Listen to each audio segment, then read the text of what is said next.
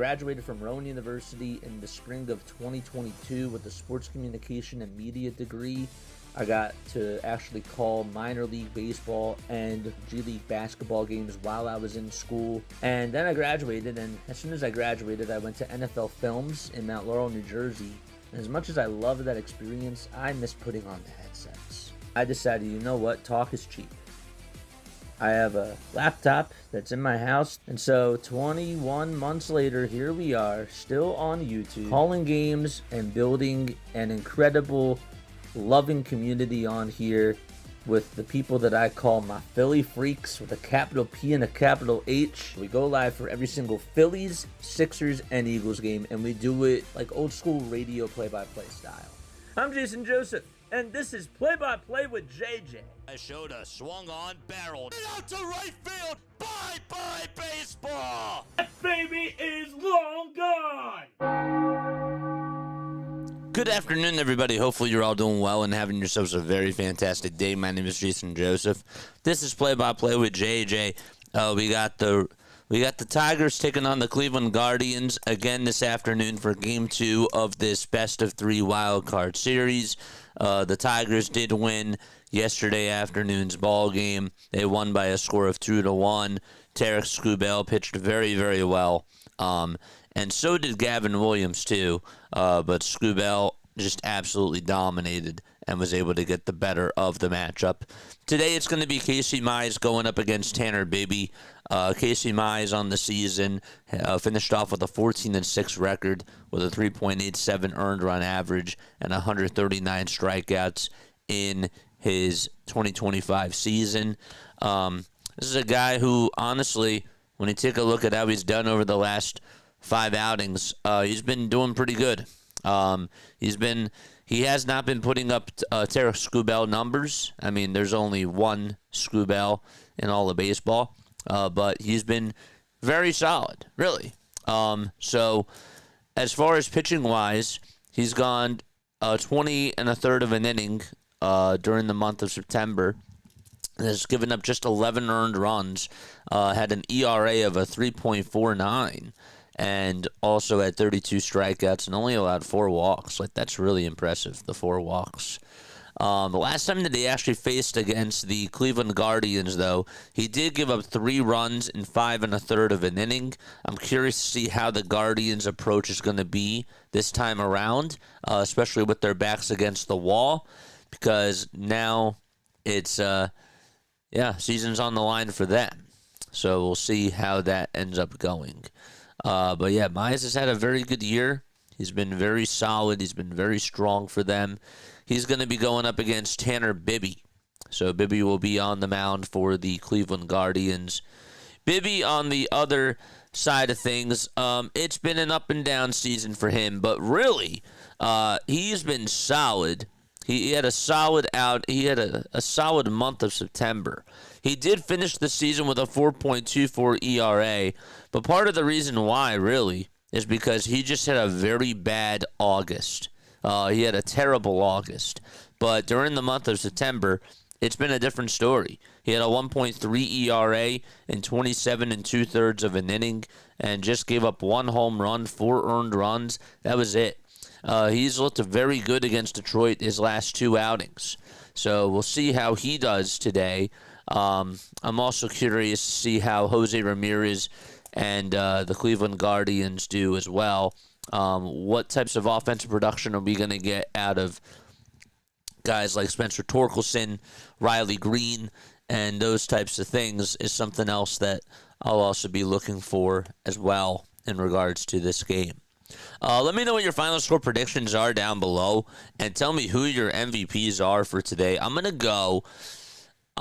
going to go 4-2 Cleveland. I do think that this is going to go to 3 games. But I think that the standout player of the game is going to be, I'm going to go with Stephen Kwan today. I think Kwan's going to have a very good day. And I just think that he's going to do some really good things. Kwan has not done well over his last week or so. He's only gotten a hit in his last week, but I think he'll snap out of it. I do. But we'll see. We'll see how he does. All right, so we're ready to get underway. Again, let me know what your final score predictions are down below. Parker Meadows will lead it off for the Tigers. Then you got Gleyber Torres, Kerry Carpenter, Spencer Torkelson, Riley Green, Wenzel Perez, Dyson Dingler, Zach McKinstry, and Javier Baez. That is the starting lineup today for the Detroit Tigers. So again, it's Meadows, Torres, Carpenter, Torkelson, Green, Perez, Dingler, McKinstry, and Baez. And Tanner Bibee is going to be taking the hill for Cleveland, so he will be on the mound.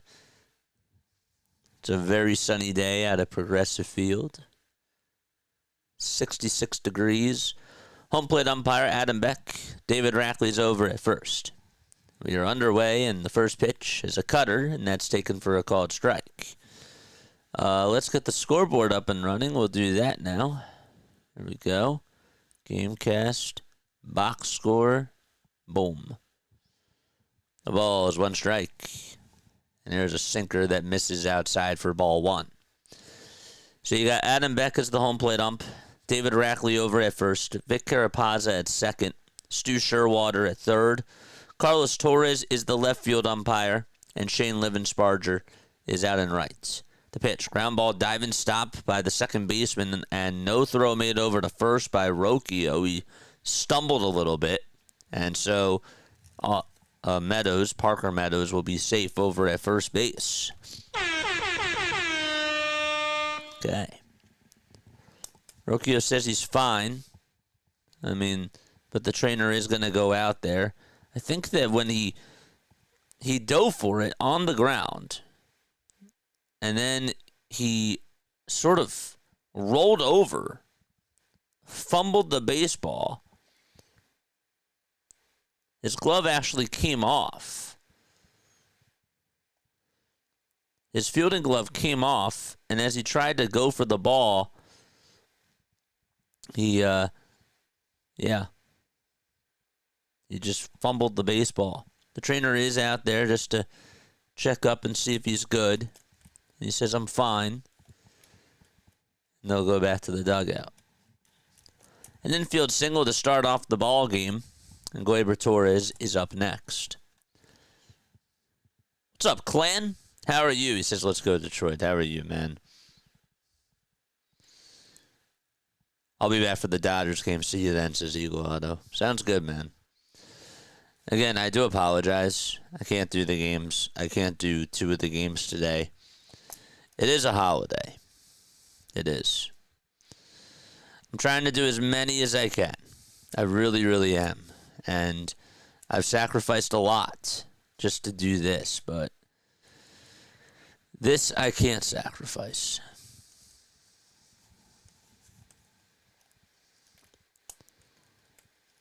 It's unfortunate, though, because there might not be any Game 3s tomorrow, and there is no games on Friday.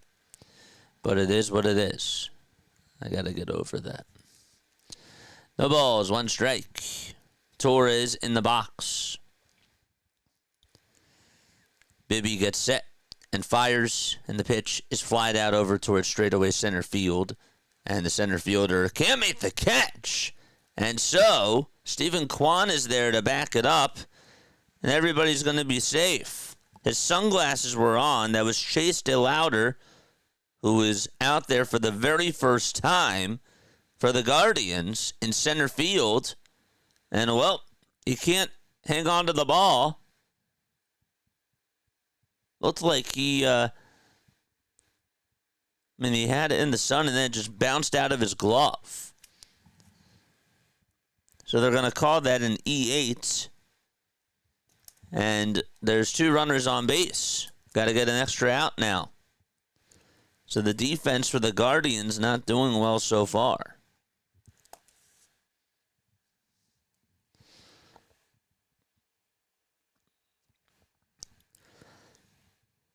Up to bat now is Kerry Carpenter. And Carpenter takes a curveball that is down and away for a ball.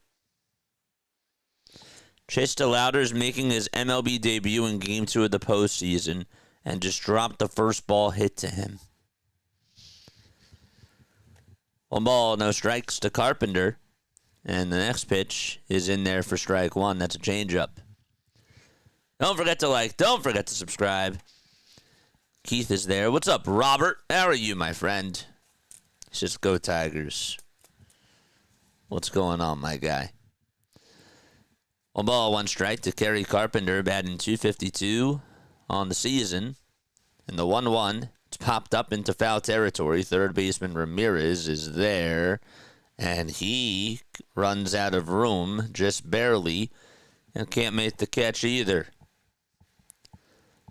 It was headed right over towards the rail. His wingspan was just not long enough. So it's 1-2.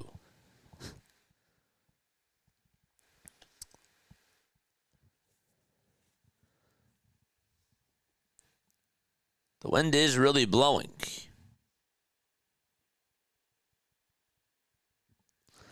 1 ball, 2 strikes. Bibee gets set at the letters. Looks back at second, now back to the plate, and the 1-2 is down in the dirt for ball 2.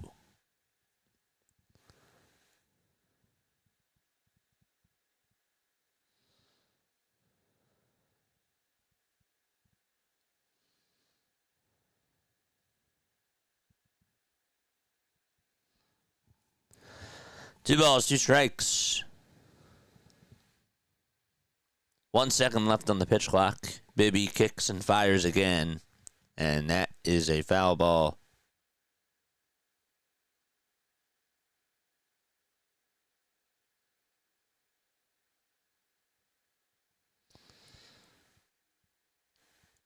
Rough way to start your career.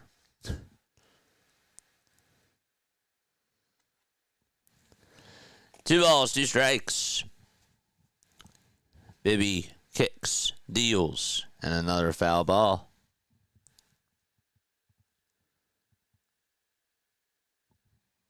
It's been an 11-pitch first inning so far, and again, no outs recorded. Guardians defense, it'll be this. They got C.J. Kaifus over at first. At second, it's Brian Rocchio. At third, it's Jose Ramirez, and at shortstop, it's Gabriel Arias. 2-2. That is up high and away for ball 3. So that'll make the count now full. In left field, it'll be Stephen Kwan. The center fielder is Chase DeLauder, who's making his MLB debut. Then you got George Valera out in right. 3-2 pitch and a called strike 3. That is a curveball that just came back into the strike zone, and there's out number 1. So Carpenter goes down looking on strikes. Good pitch thrown there by Tanner Bibee. The curveball certainly had a lot of bite to it. 13 pitches, 1 out. And Spencer Torkelson comes on up. And he swings and misses at the cutter. That was on the outside corner. Torkelson had an RBI single in Game 1.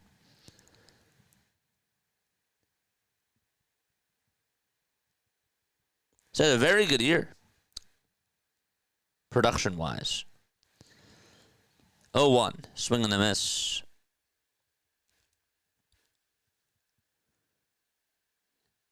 Spencer did finish the season with 78 RBI and 31 home runs. He homered 3 times in the month of September. The ball is 2 strikes. 8 seconds left on the pitch clock. And the next pitch is high for a ball. Sorry I'm late. Did I miss the comebacks this PAS? What's going on, my guy? Shout out to you. Make sure you guys go subscribe to PAS. Following all the Mets and even the playoff games. 1-2 pitch. That is down and away for ball 2. Once again, guys, I will not be doing the Red Sox-Yankees game tonight. I will not be doing the Padres Cubs game this afternoon either.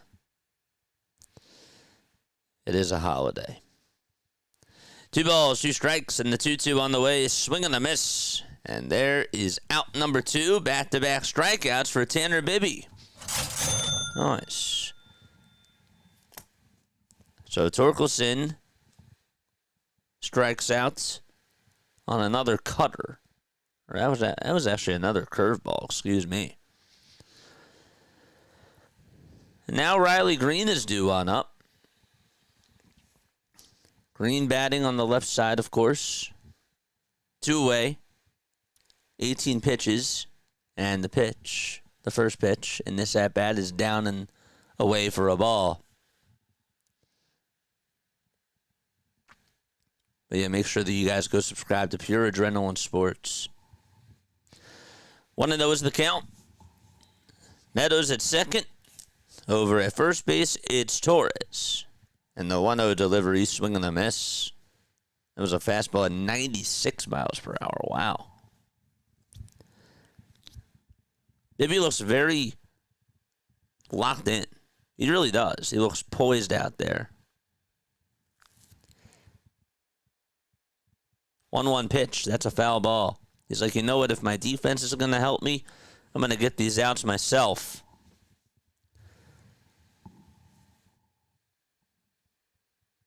Guardians fans on their feet. 1 ball, 2 strikes. 2 gone, top of the first. 2 seconds left on the pitch clock. And the 1-2 delivery is way up high for ball 2. How's everybody doing today? What's up, chat? Let me know how you guys are doing down below.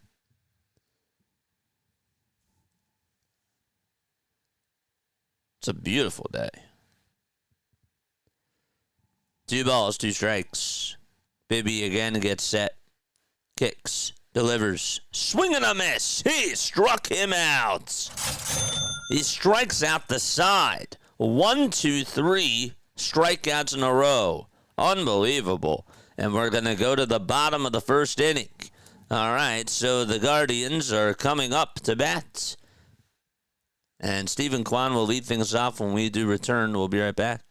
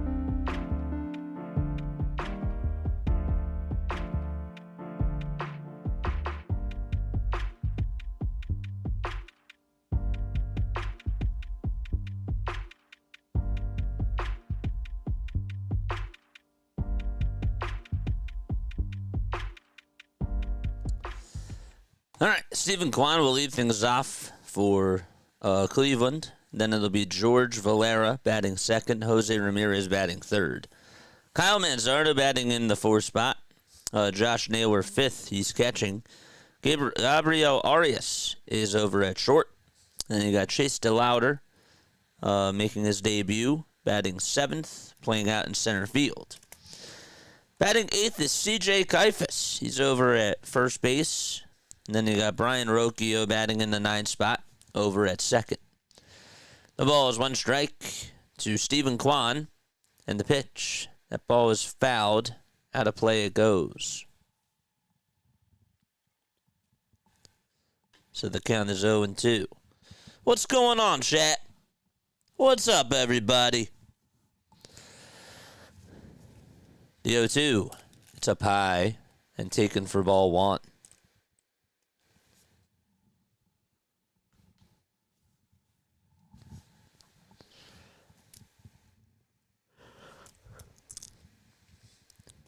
One ball, 2 strikes. And here's the next pitch. It's way up high for ball 2. Anyone play any video games? 2 balls, 2 strikes. The 2-2 pitch. That ball is fouled over towards the left side.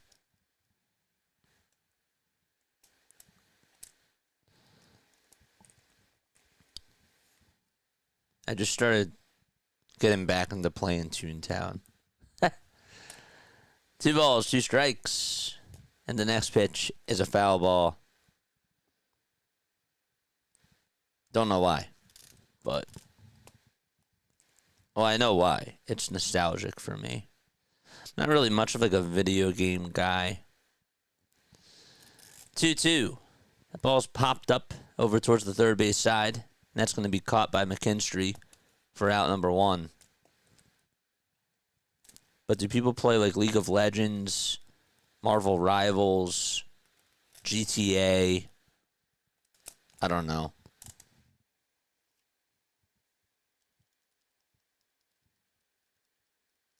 I don't even know if Overwatch is still a thing. Is Overwatch still a thing? So 1 out, bottom of the first. Casey Mize pitching for the Detroit Tigers. And the pitch is outside for ball 1. George Valera is up at the plate. He's batting .220 with 2 homers and 5 RBI. And the 1-0 pitch is low for ball 2. MLB The Show. 2 balls, no strikes. Mize on the hill. Kicks. Fires. That's a foul ball.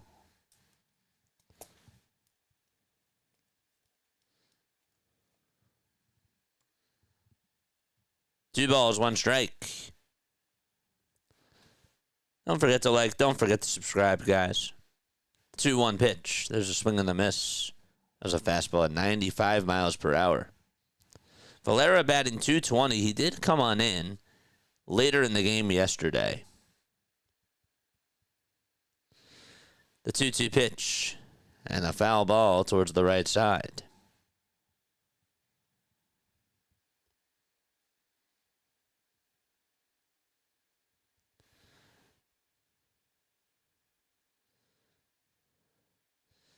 "12 pitches so far for Casey Mize. 5 seconds left on the pitch clock in the 2-2.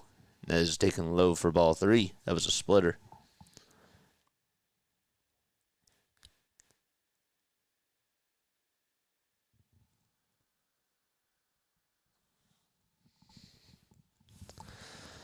There's Jose Ramirez in the on-deck circle. The 3-2 on the way. There's a high drive hit out over towards deep right field, and that is gone. Perez just looked up and said, "See you later."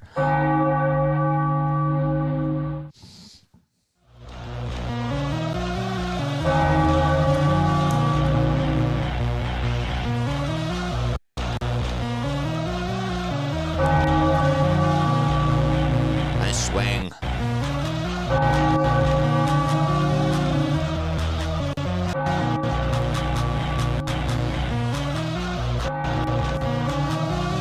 A solo shot to make it a 1-0 ball game. And now it's Jose Ramirez who comes on up to the plate. And he takes the first pitch. That's a fastball at 94. No balls, 1 strike. That was on the outside edge. So Casey Mize does allow a home run. 1-0, bottom of the first. 1 out. And the next pitch is outside for a ball. John's here. What's up, John? What's up, Mark? How we doing? We're talking about video games. Anybody play video games? 1-1. That's taken down for ball 2. I was asking people if they played, I don't know, League of Legends. I don't know if Overwatch is still a game. Or MLB The Show.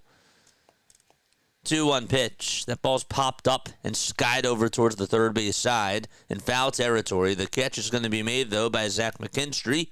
And there is out number 2. Ramirez does foul out. Mark says, yes, you do? What do you play? And what console?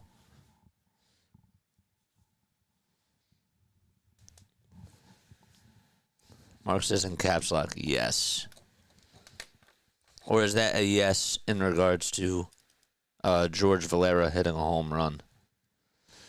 2 outs, bottom of the first. Or is it both? Kyle Manzardo went 1 for 4 in the first game.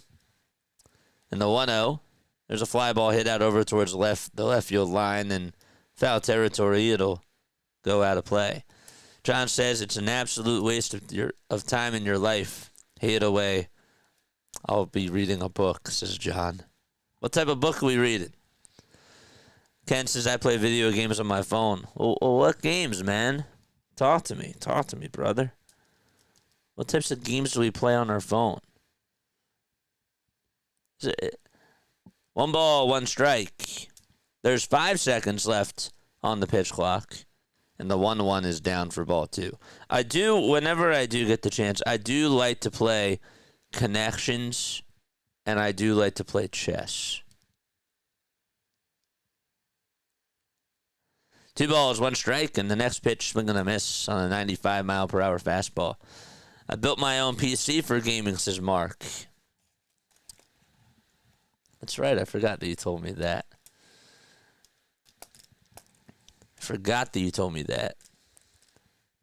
Game Boy Advance games. On your phone? I used to love playing the Game Boy. 2 balls, 2 strikes. 2 away, bottom of the first. 1-0 Guardians. Gaiden Black 2, Wukong Doom, Monster Hunter Wild, etc.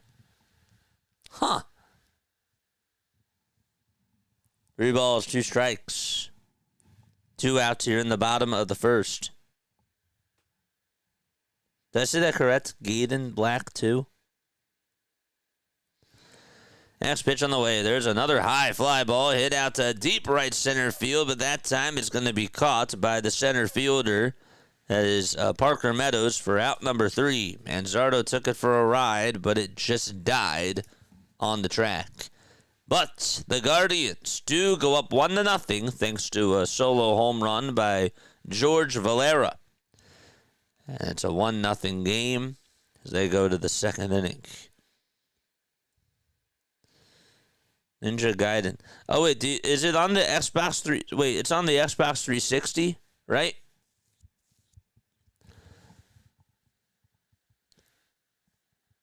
Mobo X87OE CPU Ryzen.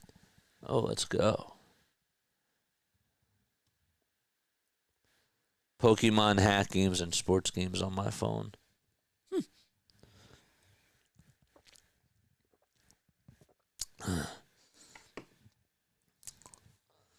Batman says I'm playing Europa Universalis for right now. I like the strategy games like Civ and Paradox games. Okay. I'm not really like much into like the video game scene, but I think it's like it's good for me to understand because I'm also trying to relate to more people in Gen Z and Gen Alpha as well, you know? So I think it's like, I think it's good for me to just understand what's out there.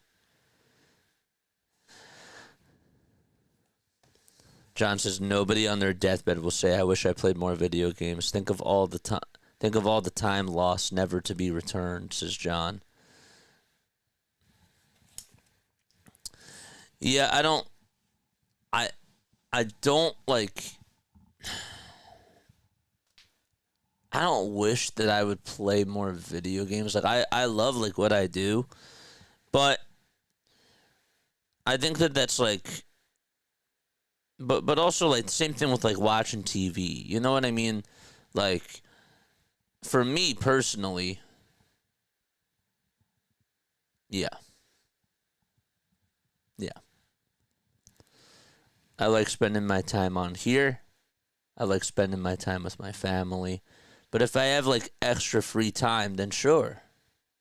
Sure. I'll play some stuff.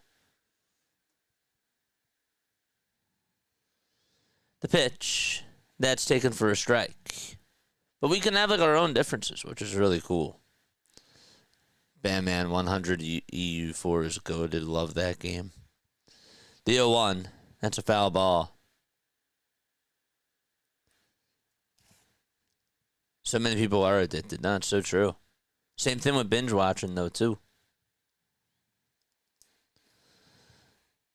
The ball is 2 strikes. Absolutely. 1,000%. The ball is 2 strikes. Bibee is back out there on the hill. Wencio Perez is at the plate. And the pitch is up high for a ball. Sometimes you've got to have fun. Yeah. Sometimes you do need an escape. That's for sure. I'm hoping that we provide that. 1-2. That's up high for ball 2. But no, what books you reading, John? Tell me about those books. I want to hear about them. 2 balls, 2 strikes. And the next pitch. That's a foul ball. The best game is Expedition 33 Claire Obscure. It's the best game of the year 2025, I bet. 2 balls, 2 strikes. The windup and the next pitch. That's a foul ball. Expedition 33 Claire Obscure. It's a third-person turn-based RPG developed by Sandfall.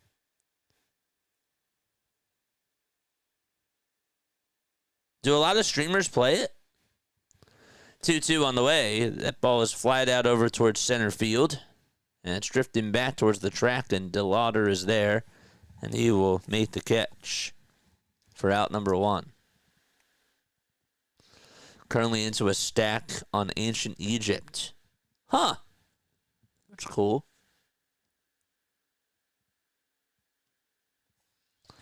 The Psychology of Money, says Kyron. Who wrote that?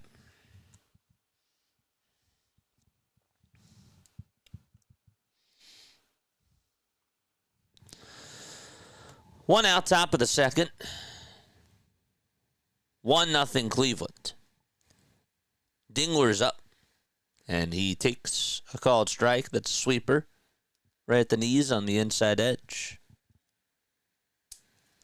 Dylan Dingler batting .278 with 13 home runs and 57 RBI as well. 0-1 is the count. 1 away. Bibee kicks, fires, swing and a miss. Streaming, though, a lot of platforms, but not console. It's too hard for current consoles. Okay.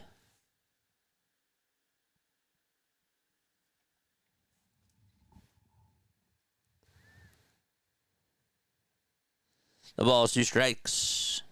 There's the 0-2. That's a foul ball. A stack on Ancient Egypt.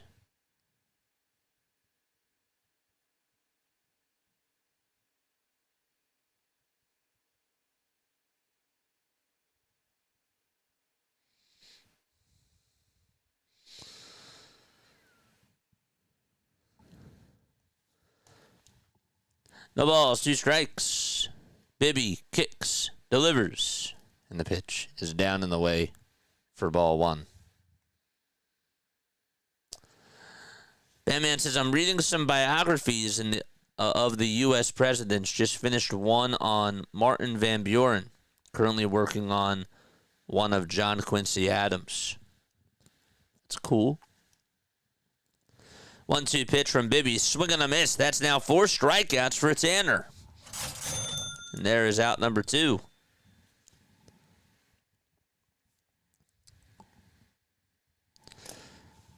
Over his first 28 starts, opponents were batting .253 against him.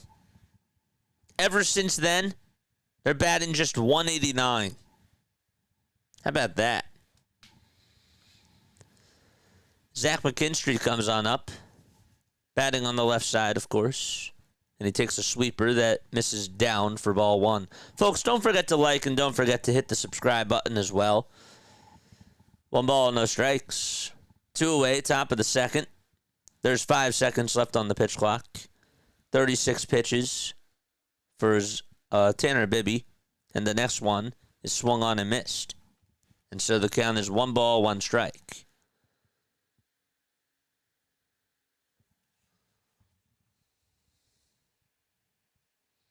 Guys, it's already October.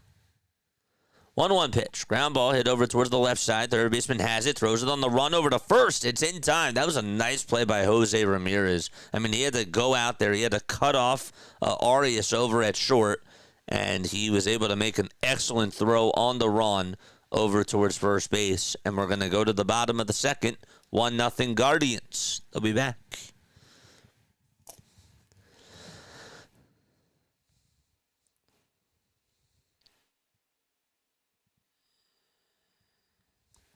Morgan Housel. He's a columnist. He was at the Wall Street Journal, huh? Interesting.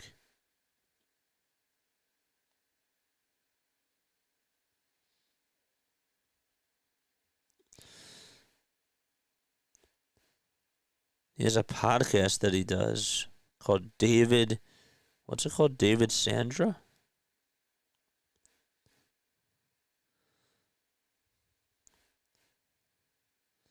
He has a new book that's coming out on October 7th. The Art of Spending Money. Huh. Interesting stuff. Interesting. What's my console? I got a PS4. Still have not, I haven't gotten the PS5. I don't even know if I'm going to get it because, to be honest with you, I really don't spend a lot of time playing video games. I really don't. But I like to know what's out there because I think that it's good conversation to have with my audience, you know? I'm always trying to like search for, you know, like what are some like really cool things that my audience might be into. So we talked a little bit about music the other day. We talked a little bit about TV shows the other day. But video games is something that I'm not as diverse with. And so I just feel like that, you know, like I watch a lot of streamers and I'm trying to learn, but like you know, they don't really explain to you like how the games go, that type of stuff. I mean, I could look up videos and I could do that, but I don't know. I just see like what games are hot, like what games people are playing, like CS:GO and I don't know. The water park. There's like a water simulator game, a water park simulator game that's out now. Bo Naylor is up at the plate. Snowball's 1 strike. That's like a very popular streaming game. The 0-1, swing and a miss. I've always been an outdoors type of guy. Hiking, canoeing, rock climbing, music. You're a rock climber? Well, actually, wait. Yeah, we talked about that. The ball's 2 strikes. The 0-2, that's a fastball. That's up high for a ball. Then I became a surfer. Huh. And followed that to Hawaii. Spent years bow hunting here, feeding a multitude of friends and neighbors. That's really cool, man. That's awesome. 2 balls, 2 strikes. Bo Naylor's in the box. Mize on the mound. Gets set and fires. And the pitch is down and in for ball 3. So, in case you're just tuning on in, it's a 1-0 ball game. The Guardians took the lead in the bottom of the first on a solo home run by George Valera. The 3-2 on the way, swing and a miss. And there is out number 1 here in the bottom of the second inning.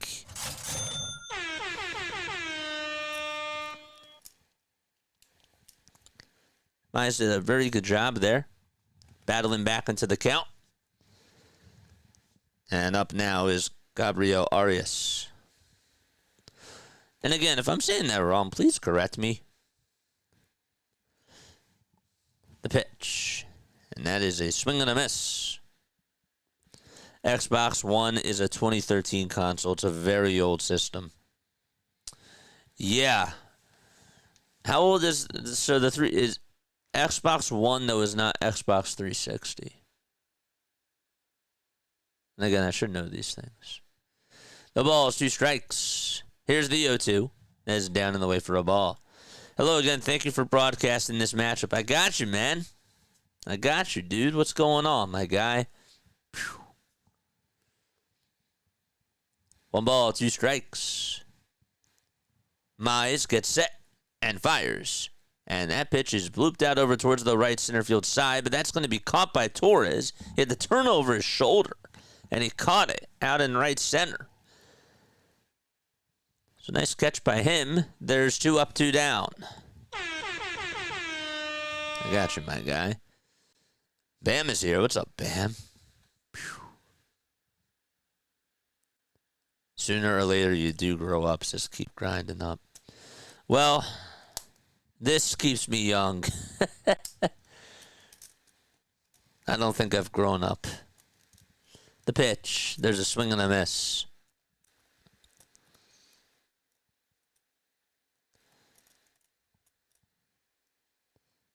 Chase DeLauder is up to bat. He's going to swing at a splitter and foul it off. So the count is 0-2. And again, guys, please make sure that one of my mods, if you can, post a PAS's link or PAS, feel free to post your link down below, man. The ball is 2 strikes. Here's the 0-2. That's wide. It's a good idea to maybe every once in a while go outside. There's the thing, all the sun in the sky. Oh, absolutely. 1-2 pitch on the way. And so the next pitch is fouled off. I definitely do get out. I do. I like to make sure that I do take care of myself and exercise, go out, spend time with people. It is important. 1-2. That misses outside for ball 2. There's Chase's family. 2 balls, 2 strikes. And the next pitch, check swing, did he go? The pitch was outside. He did not go. And the count is now full.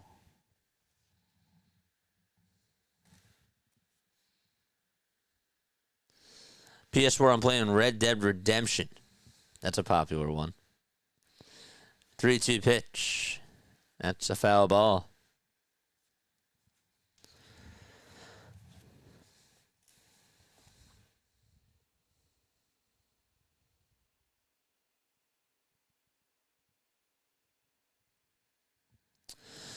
Payoff pitch. That's outside and taken for ball 4. And there's a 2-out walk here in the bottom of the second. All right, here we go, baby. Wait, whoops, that's the wrong one. We got news today that Dave Roberts revealed Clayton Kershaw's status on a potential NLDS roster spot. Next pitch, that's a foul ball.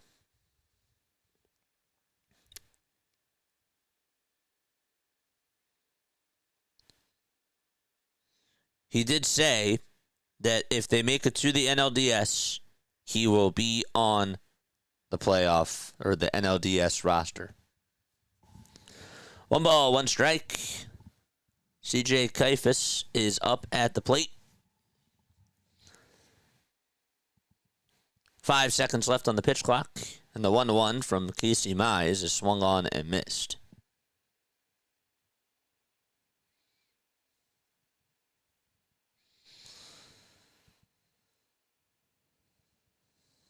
Mize is now 28 years old. 1-2. There's a ground ball, bobbled at first by the first baseman, but he gets to it and picks it up and takes it to the bag for out number 3. The inning is over, and we are going to go to the top of the 3rd inning. 1-0 is the score. Mize was the first overall pick of the 2018 MLB draft. PS4 has Bloodborne. That's a great game. Ballboy says in the show, 25 worth it on the PS5. It'll cost me $50. Is MLB The Show 25 worth it on PS5? I don't know. I don't have a PS5. But for those people that are out there that do, comment your thoughts about it down below.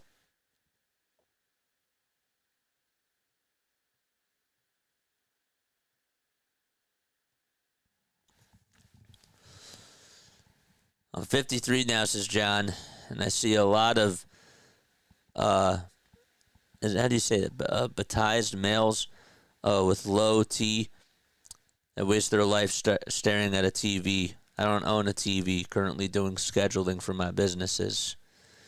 I can't relate to gamers. Paid is greater than points.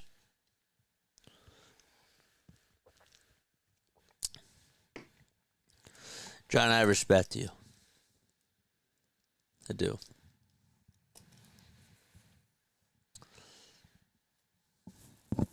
I have a lot of respect for everybody on here.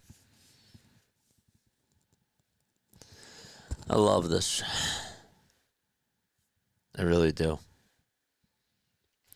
I still have the Nintendo GameCube I got in 2001 when I was 10. I still have the Game Boy. Actually, no. Do I have the Game Boy Advance? No. Maybe I do somewhere. Maybe I do. Just to let you guys know, okay. I'm not doing the Red Sox game tonight. Not doing Red Sox Yankees, and I'm also not doing the Padres game either. Padres and Cubs. I will be back on late tonight though for the Reds versus the Dodgers game. Okay, just wanted to give you guys a heads up and let you know. After this game is done, we'll have a redirect over to BW because he is doing the Cubs and the Padres. Here's Tanner Bibee on the mound. He kicks, he fires, and Baez swings and misses. The ball is 1 strike. Baez 2 for 3 with a pair of singles. There's 5 seconds left on the pitch clock. 39 pitches. And the 0-1 is outside, but did he go? He did. He showed bunt. Javi's hitting 257. Again, don't forget to like and don't forget to subscribe if you guys have not done so already.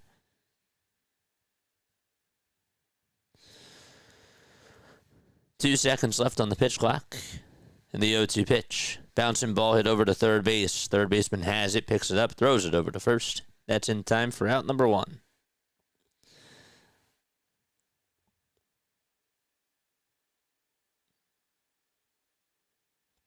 I didn't know what Javi's nickname was. El Mago.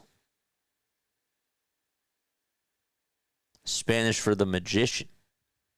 It's a cool nickname. That's a pretty cool nickname. 5 seconds left on the pitch clock. Parker Meadows is up at the plate. And the pitch. And that's in there for a strike.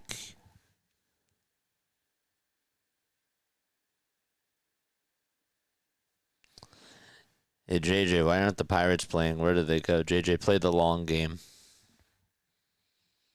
What's up, Dr. Delay? The pitch. There's a bouncing ball hit over towards the right side. Second baseman has it. Throws it over to first. That's in time for out number 2. Play the long game.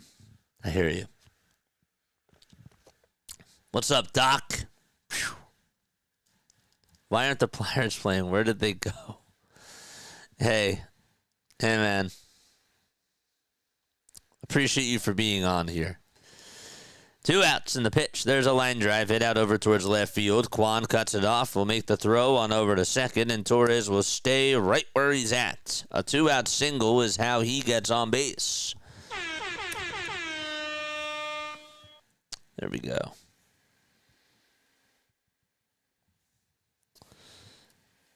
So Torres gets on with a 2-out single, and Kerry Carpenter is due up.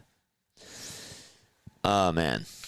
Guys, make sure you guys go subscribe to Dr. Delay. Doc, please, or one of my mods, if you can, comment his link down below. The pitch, and that's taken in the dirt for a ball. That's also going to get away from the catcher as well, Bo Naylor. And heading over to second base is Torres.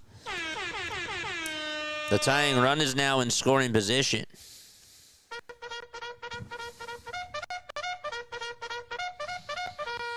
Charge! Battlefield 6 gets released on the 10th. I might not stream again until March 2026. On the 10th of October? Battlefield 6. 1 ball, no strikes. Carpenter's in the box. And the next pitch, that ball is skied over towards the third base side in foul territory. Ramirez gives it a look. He does have room, and he'll squeeze it for out number 3. And so he takes 2 steps back into his dugout, and we are going to go to the bottom of the 3rd inning. 1-0 Cleveland is the score. Okay, foul out to third. Streamer squad. That's great.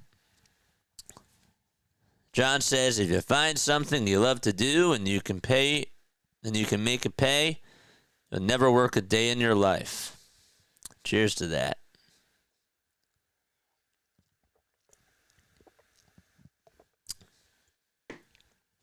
It's true. We got news about Brian Snitker. He's stepping down and he's moving on. Anybody surprised? I'm really not surprised. As a matter of fact, I'm not surprised at all.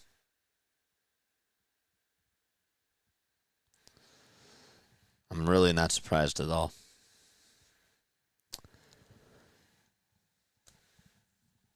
It was time. P.S. Are you surprised that he's moving on? I mean, let's look at the Braves season, right? They dealt with so many injuries, but not even just that. They never clicked. They just did not click. I mean, we talk about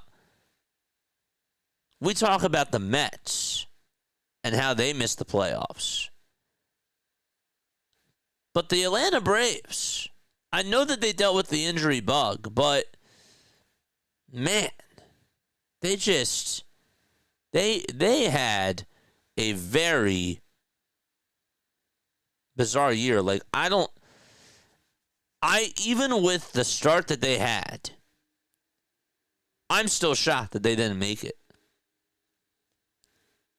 I'm still shocked that they didn't make it. The surprise teams to me were the Brewers and the Cubs. They were.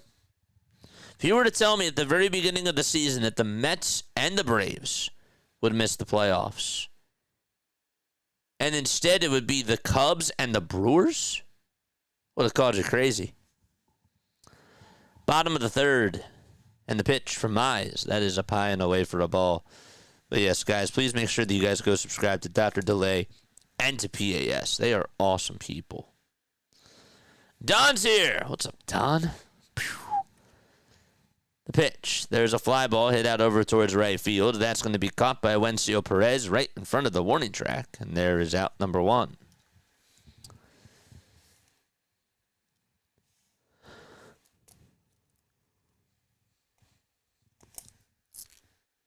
And that'll bring up Stephen Kwan to the plate.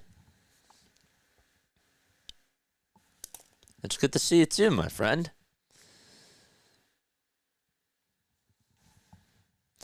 JJ, you have the rare gift to have found your calling. You're a great game caller. Thank you, man. Ride this biatch until the wheels fall off. Thank you, man.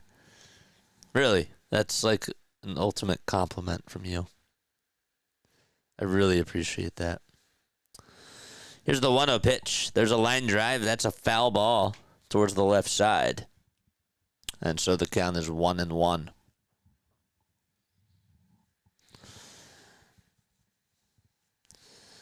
But see, like even from doing this, right? You learn about the different mediums. Like this is a new medium. So it's more so interactive as you do it, and there's a different style to it. There's a different rhythm. 1 ball, 1 strike, and the next pitch. It's popped up and skied over towards shallow left center field. The shortstop, Baez, will get under it, and he will make the grab for out number 2. So the more interactions that we have, it's also, yes, like, the studying of the call, of course, is important, but also just the conversations and the topics that we come up with, to me, are just as important with the prep work, too, for the most part. The pitch. There's a line drive hit out over towards left field. That's going to be caught, and George Valera is retired, and we are going to go to the 4th inning. 1-0 Guardians. But yes. And I'm not saying that I have to know everything. It's not what I'm saying at all. But sometimes I'll even notice at some points it could be a little bit quiet, like in the chat, and quiet is fine. Quiet's cool. But when it's quiet a lot, then that also means that me, as somebody that does this, has to understand how to do a better job at not only conversing with people, but also just trying to analyze the game more. I don't know if that makes sense. But yeah, I'm also very tough on myself. But sometimes quiet is a good thing. It all depends. JJ, what's your opinion on the Red Sox? Do you think that they'll win the World Series? I actually did say last night that I think that it'll be Red Sox Cubs. That was my prediction, and I was not confident with it because, again, like this is anybody's world. This is anybody's playoffs. The field is wide open. I brought up the question yesterday, and I said, name me a time in American sports, okay, with the Big Four, where we said we could see anybody winning this. Like, there's 12 teams that are in the playoffs. Like, 10 of them, I think, really have a shot of going to the World Series. 10.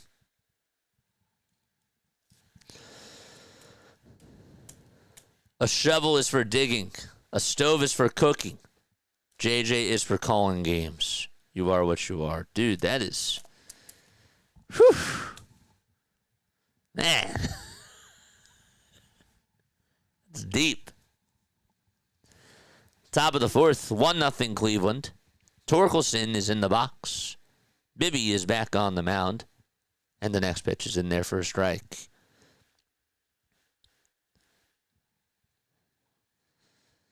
Bibee, 3 innings, 4 strikeouts, no runs, no walks, 2 hits allowed. He gets set, and he deals. And the pitch is fouled away. It's actually fouled right off of his Ankle. I didn't see it hit his ankle at first.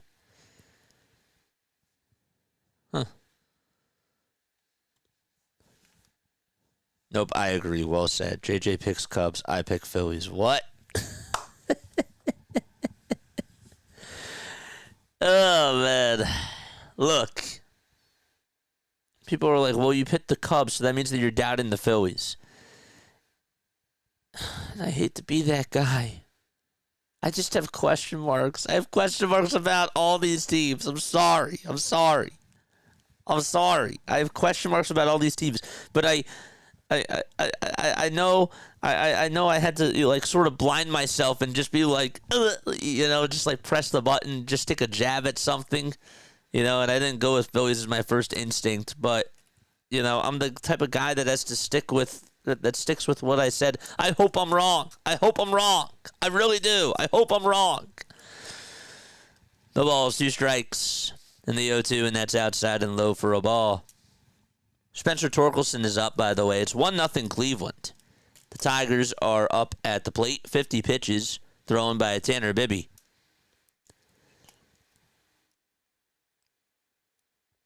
Torres was the last man to get a hit. The 1-2. That is taken outside for ball 2. I still have question marks about the Cubs, though. It's not a clear-cut answer, though. Agreed, I'm out on the Ohio teams, but the other 10 are solid. Yeah.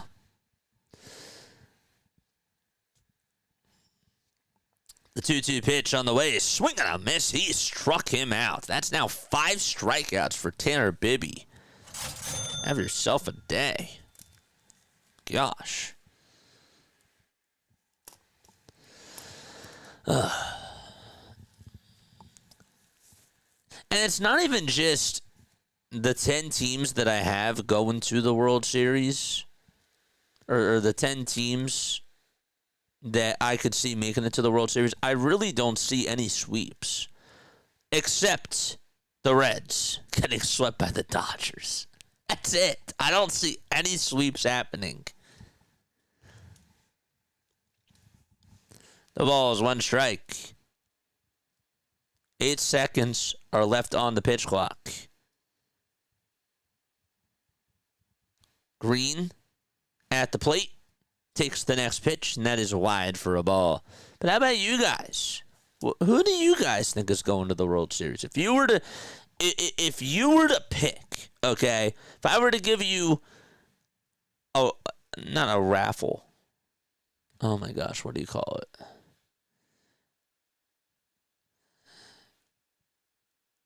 If I were to give you candy, okay, and on the wrapper it said Cleveland Guardians, New York Yankees, Boston Red Sox, Philadelphia Phillies, and all the different types of candies out there, which 2 would you pick? 2 balls, 2 strikes, top of the 4th, 1 away. Green up at the plate. Bibee gets set again at the letters. He kicks. He deals. And the next pitch is down and in for ball 3. I hope the Brewers will make it to the World Series just for Bob. I got you, man. Ball boy, thank you so much for being on here, dude. I'm so happy to see you. I remember I met you when we were doing that Brewers game. You're from Germany, right, my friend? 3 balls, 2 strikes. Bibee gets set again and fires, and there's a line drive hit out to right field. That'll get down for a base hit. That also is going to get by the right fielder, George Valera, and the throw to second is not in time. Man, the Guardians' defense has just been so bad today on all cylinders, really. It's just been Tanner Bibee who has been doing his job on the mound, and everybody else just seems to be having some misplays like that right there. It took a hop in front of Valera. It did. It took a hop right in front of him, and the ball just got by him. It got on by him because he didn't turn the glove the right way, and he just missed the ball. One away, top of the fourth. And there's a fastball that's fouled away. John says your voice, your tone, cadence, rhythm, personality, humor, all add up to set you apart from 99.999% of others trying to do what you do naturally well. Yeah, there's always room for refinement. You're a winner. Thanks, man. 0-1. Ground ball, it's sharply over to first. And the first baseman knocks it down, picks it up, and tags the bag for out number 2. There's always room for improvement. There's always things that I'm trying. There's things that I've done, even from a marketing perspective, that have backfired. But you know what? I'm okay with making mistakes. I should be okay with making mistakes. Because guess what? That's how I get better. That's how we all get better. That's a life thing. Dylan Dingler is up. And you know what? Even if I hear it from my fans, that's a good thing too.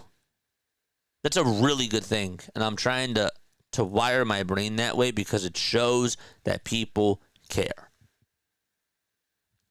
Yeah? It's coming from a place of heart. The ball is 1 strike to Dingler.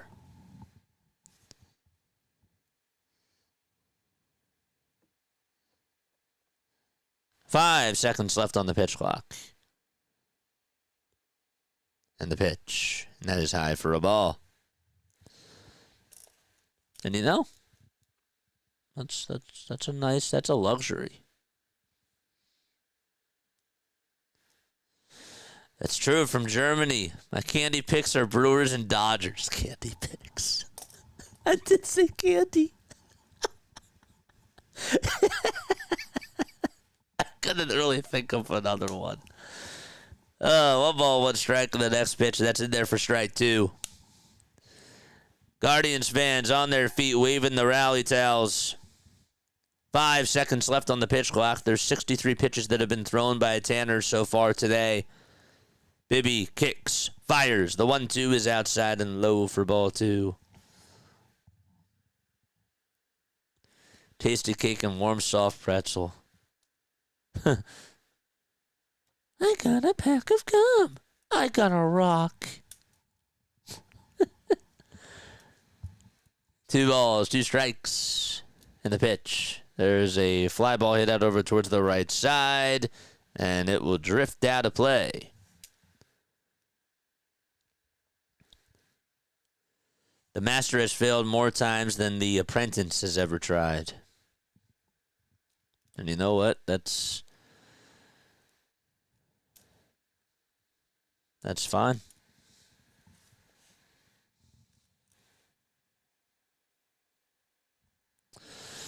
2 balls, 2 strikes, 2 away, top of the fourth. A runner on over at third. The tying run is 90 feet away from scoring, that means. 2-2 pitch. And that ball's tapped foul.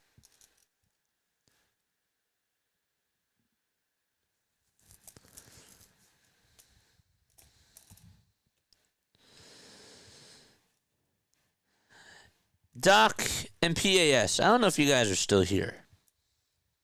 And anybody else can answer this. But I'm really curious to hear your thoughts. And if you can't answer, I understand, because it is a work day.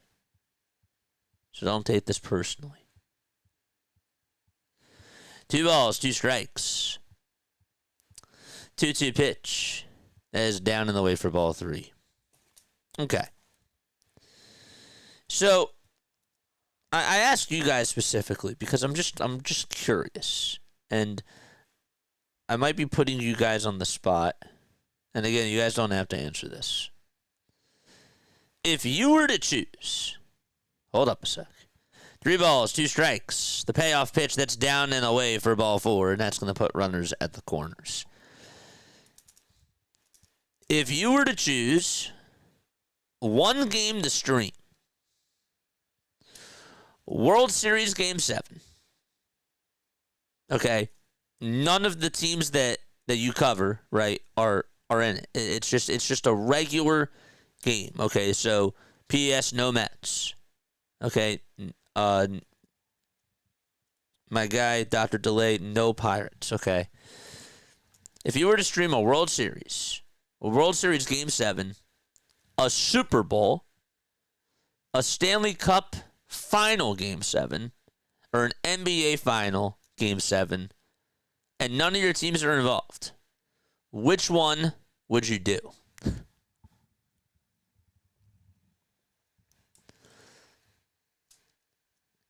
And viewers, which one would you want to see? 2 outs, top of the 4th. 1-0 Cleveland. And runners are at the corners.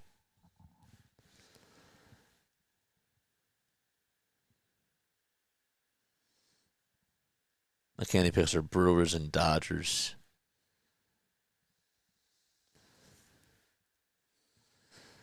Next pitch. Net is down in the way for a ball. See, that laugh made people smile around the world. Meanwhile, Joe Buck is a stone. He has a voice but no personality. It's true. I do like Joe Buck. But I hear you. 1 ball, no strikes. McKinstry at the plate. And the 1-0 is in there for strike 1. I'm not a streamer, says Lou. What's up, Lou? But Super Bowl, one game for all the marbles, biggest event, biggest audience, no offense to the others. I'm a fan of all of them, but I would have to go Super Bowl. 1-1 pitch, and that is taken up high for ball 2.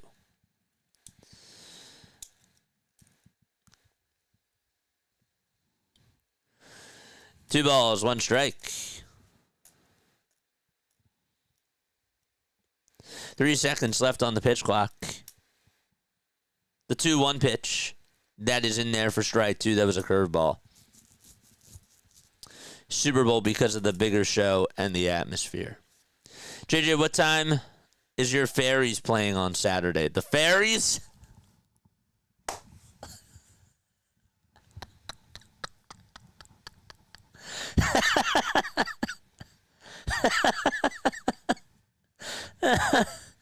The 2-2. That's outside for ball 3. I know that you meant to say Phillies, but that's just funny because I'm thinking about nicknames. The Fairies. Don't know yet. They haven't come out with a time. The 3-2 pitch, that's down for ball 4. And so bases are now loaded here in the top of the 4th. I'm not laughing at you. I'm just laughing at the autocorrect. I understand. It's autocorrect. It's just funny. What time are the Fairies on Saturday? Oh, man. All right, we got bases loaded.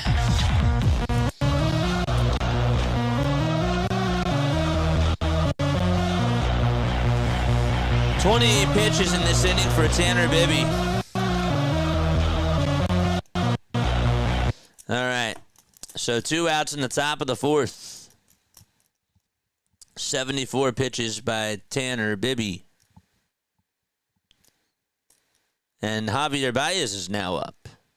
And the pitch. There's a cutter that's at the knees for strike 1. From the convo yesterday, baseball was my top sport until 1994. I was a huge Phillies fan. As a kid, 93 was awesome, but canceling the World Series, I was mad and didn't watch baseball for years.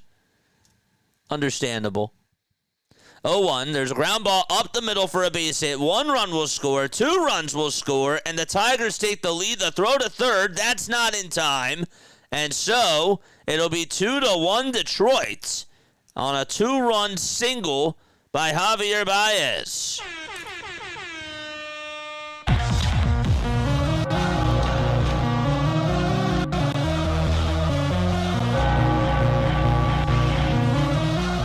So Bibee gives up the big hits, and Baez comes through as he punches a 2-run single up the middle.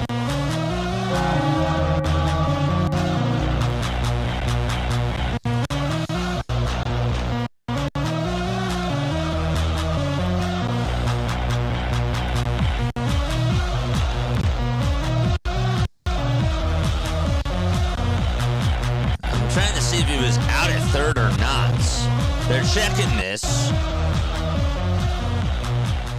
They're checking to see if he was out at third base on the swipe by Jose Ramirez. Again, both runs would score, but the Guardians are challenging the call that the call originally on the field was that the runner was safe over at third. And again, they call it a 2-run single from Javier Baez. Dingler scored, Green scored, and McKinstry, was he out at third base is the question. Baez did advance over to second as the throw was made over to third. Forgot to mention that too. I don't know if they will have enough conclusive evidence to overturn that call at third. It was close. And Meadows did a very good job making that throw. They're zooming back and forth. Let's see. This could be the call here. I think he got swiped. Just from looking at the zoomed in tag. The angle that they're showing us now is not conclusive enough, but the bird's eye view angle that they showed us was a very good angle. They should probably go back to that again. See, I think he swipes him right there. Yes. I do think he's out. If that's the case, again, it'll be a 2-run single by Javier Baez. If the call stands, it'll be a 2-run single. We'll be staying in the top of the fourth with 2 runners in scoring position and 2 outs. But the umpires are still checking this out. They're getting a word from Secaucus, New Jersey. They have the earpieces in. And we still have yet to wait to see what the call is. Stir, you were correct. So he is out at third base. Again, a nice throw by Meadows. And the inning is over. However, the Tigers do take a 2-1 lead. And we will go to the bottom of the fourth inning. They actually are going to say that 1 run will score. Now, that's interesting because by the time the runner was tagged at third, now they're showing the full bird's eye view. He was out, and so that run did not cross home plate. So that makes a difference. And instead of it being a 2-1 game, it'll be a 1-1 game instead because of that. That was my next question. And I probably should have asked that before. But yes, by the time the runner at third was swiped out, the runner who was coming home did not cross home plate. Wow, that's a big call. That is a big call. So it is an RBI single instead by Javier Baez. And we're going to go to the bottom of the fourth. It's 1-1 out in Cleveland, Ohio. That's a big call. They only get 1 run there.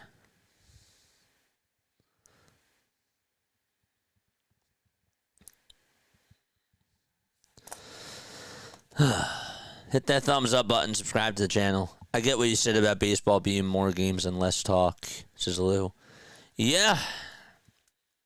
That's the one thing I like about it, is that the games cause the talk, you know? Not saying that football doesn't, but there's just so much drama around it. And the sports talk aspect about football is great, but I like how we have more substance. We get more substance from the games rather than just more substance from the locker room. You know? Joseph is here. Let's go, Phillies. Pew. What's up, my guy? It was a good conversation, though. Thanks, man. We don't really talk about it much. And again, like, sports talk radio stations aren't going to bring this stuff up because, again, does that generate views? Absolutely not. No. Jose Ramirez is up, and he takes outside for ball 1. That's not what I meant to say. I meant to say the Philadelphia Phillies are playing. I just thought that was funny.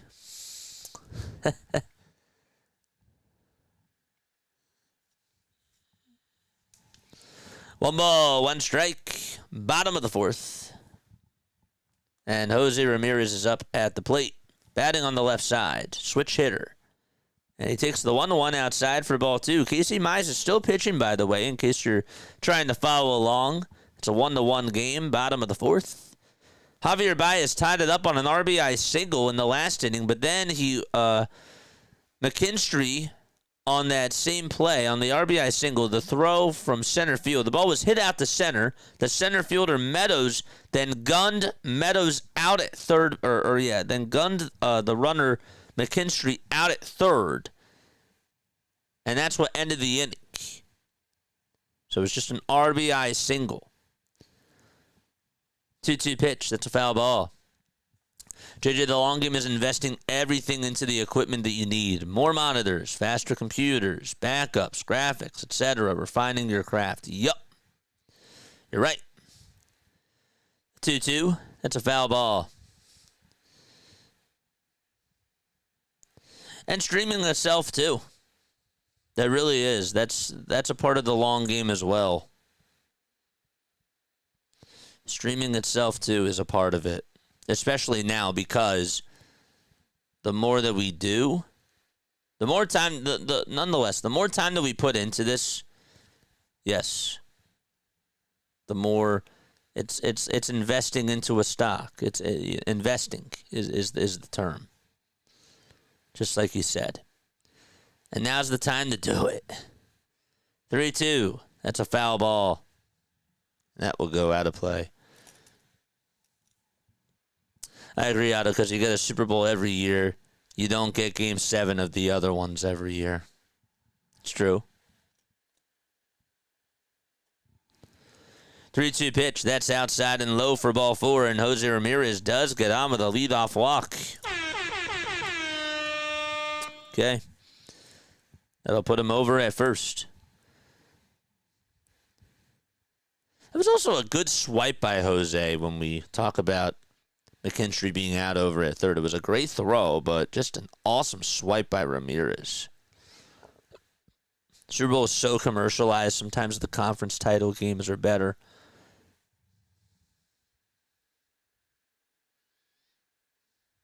For me, baseball is a great radio sport like you do it here. Thank you, man.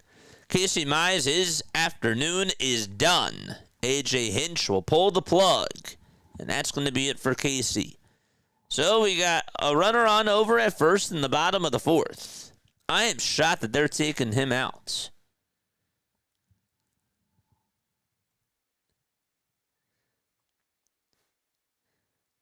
He only has 62 pitches. That's it. 62 pitches. He threw 80 his last time, 97 before that. I don't know why. Why are they? It's only the bottom of the fourth, guys. So he just goes 3 innings.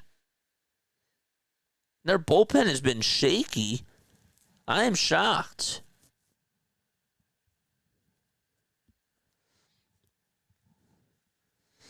With such Karen fans, I appreciate you covering this game. Well, I appreciate you for coming on here, man. Phew. I like doing that. I really think that that's like a signature thing for me, you know, just giving people like a little pound and doing that little sound effect. Pew. You know? It's like a high five. I don't see any other streamers doing that. Makes it more personal. I don't know. I like that. Look into the camera. And yeah. What's my favorite football team, sister? Oh, I'm a Philadelphia guy, my friend. I'm a Philadelphia Eagles, man. But back to that other question. I guess the PAS and Dr. DeLay probably had some work to do. If it were me, if I were to call a Big Four event, And it had to have been a Game 7 for 3 of the 4. A Cup Finals, an NBA Finals, a World Series, or if I had to do a Super Bowl game. The pitch is up high for a ball as we start off at the top, or the bottom of the 4th, excuse me. This is Tyler Holton pitching, by the way. He has a cutter, a sinker, a sweeper, a changeup, a four-seamer, and a curveball. The pitch, that's a foul ball. We've been lucky. We've done a Super Bowl. We've done World Series on here. But if I were to choose one, I would actually want to know what it would be like to call an NBA Finals Game 7. I would. 1 ball, 1 strike, and the pitch. And that is in there for strike 2. I love the Super Bowl. I love the World Series. And we're going to be doing more World Series games this year, which is absolutely awesome. 1 ball, 2 strikes, Manzardo in the box. And the next pitch, there's a ground ball hit over to shortstop. The tag to second, there's 1. The throw to first, it's low, but dug out by Torkelson for out number 2. And that is a double play indeed. 6-3 on the double play there. But as far as attending one of the games, would I want to go to a Super Bowl, a Stanley Cup Finals Game 7, an NBA Finals Game 7, or a World Series Game 7? I would love to go to a Stanley Cup Finals Game 7. I would. I'd love to go to any of them. But if I were to choose one, if I were just to choose one, it would be a Stanley Cup Finals Game 7. I've always wanted to go to a hockey playoff game. 1 ball, 1 strike. Bottom of the 4th, 2 away. Also, with all due respect, it makes every baseball fan hate your team. 1-1. That is on the outside corner for a strike. Well, we can agree to disagree because it did happen to a Phillies fan, but there were good things that came out of it from one of our players, you know. It was to ourselves. 2 balls, 2 strikes. 2 outs here in the bottom of the 4th. 5 seconds left on the pitch clock. And the next pitch is grounded over towards the third base side. McKinstry has it, throws it on the run over to first. What a play by McKinstry. And it's time to go to the top of the 5th inning. 1-1 is the score. Meadows, Torres, and Carpenter are coming on up to the plate. Have a 15-month-old boy and often listen to games when I can't sleep at night, says Ball Boy. That's really cool. All Phillies fans don't like her too. Weird it would cause people to hate our team because of one person everyone can agree should be banned for life. You know? That's right. That's right, John. We did chop wood. We chopped a lot this year. Build a community and earn stripes, for sure. We're still trying to earn more. You never stop. You know, the one thing that I learned from my first internship, well, it wasn't my first, it was my last internship at NFL Films. The very first day, okay, we had this guy, shout out to him, he's an awesome person. But he was our technical director. He was the technical director for Good Morning Football. And he said to me one thing that always stood out to me. Love the guy. Jason, the day that you stop learning is the day that you're done. I asked him, you know, if he has any words of advice for me during this internship. You know, what can I take away from this? And he said, the day that you stop learning is the day that you're done. And he said specifically, you know, if you don't want to learn, this isn't for you. And that always stood out to me because that's a life thing as well. That's a very valuable lesson that he taught me. And I feel like with anything that I do, at least in my life, that I'm always learning. I might be calling the same games every day. I might be doing, a lot of baseball stuff, but guess what? Every experience is different. Driving is different. Are you driving in the rain? Are you driving at nighttime? You got to get used to driving in all different types of conditions. You could be driving on a sunny day. It's also where you're driving to,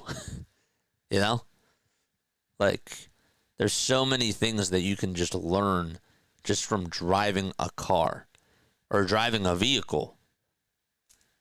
Driving a car is totally different than driving a pickup truck.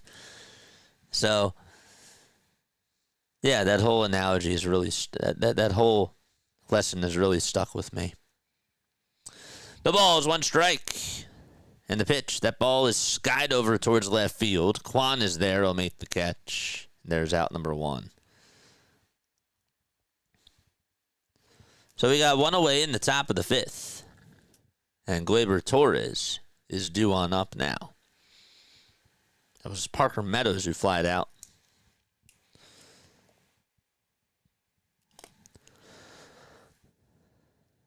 I know that I'm a little late with my response, but I always like the World Series because it's exciting, regardless if your teams are in it or not. Please like Detroit, or it's regardless if your team's in it or not. It's please like what just happened with the Detroit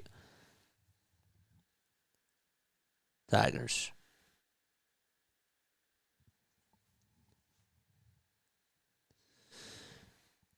No balls, 1 strike, and the next pitch. That's in there for strike 2. You say Tigers or Lions? Sturz is red. Tigers loss incoming. The ball is 2 strikes. Gleyber Torres is second lowest chase rate in all of baseball. 0-2 on the way. And a called strike 3. Looked a little bit outside. But Tanner Bibee does record his 6th strikeout anyways. Did it look a little bit outside.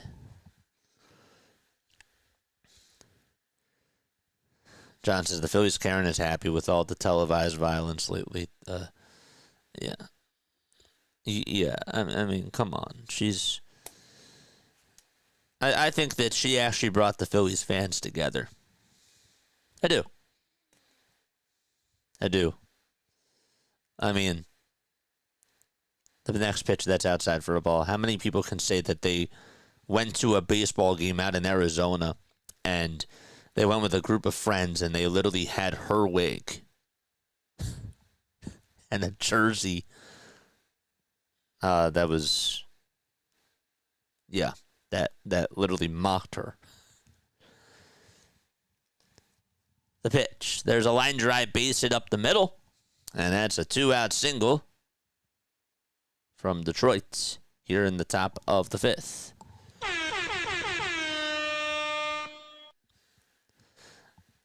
I heard the loser too, but on an Eagles game it was glorious.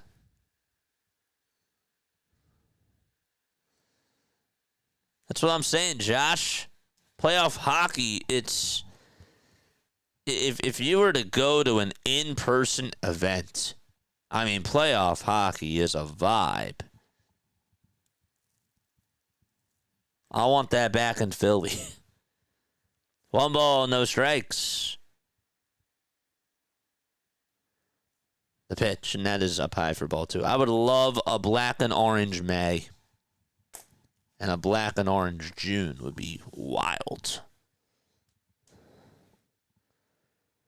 JJ, call it what it is. Orange and black, not black and orange. Well, I say it's the same thing. 2 balls, no strikes. Torkelson is in the box. He's 0 for 2. And he takes the 2-0 up high for ball 3.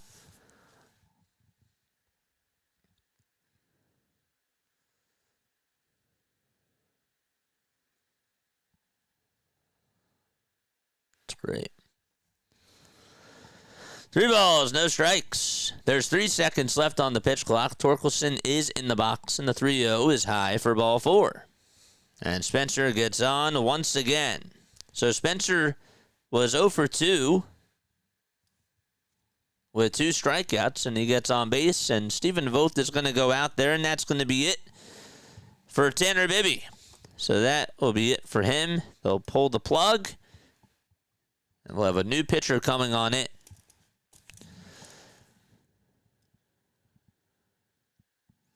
I keep learning what not to do every day. I can't wait for the day I learn what to do, says Eagle Otto.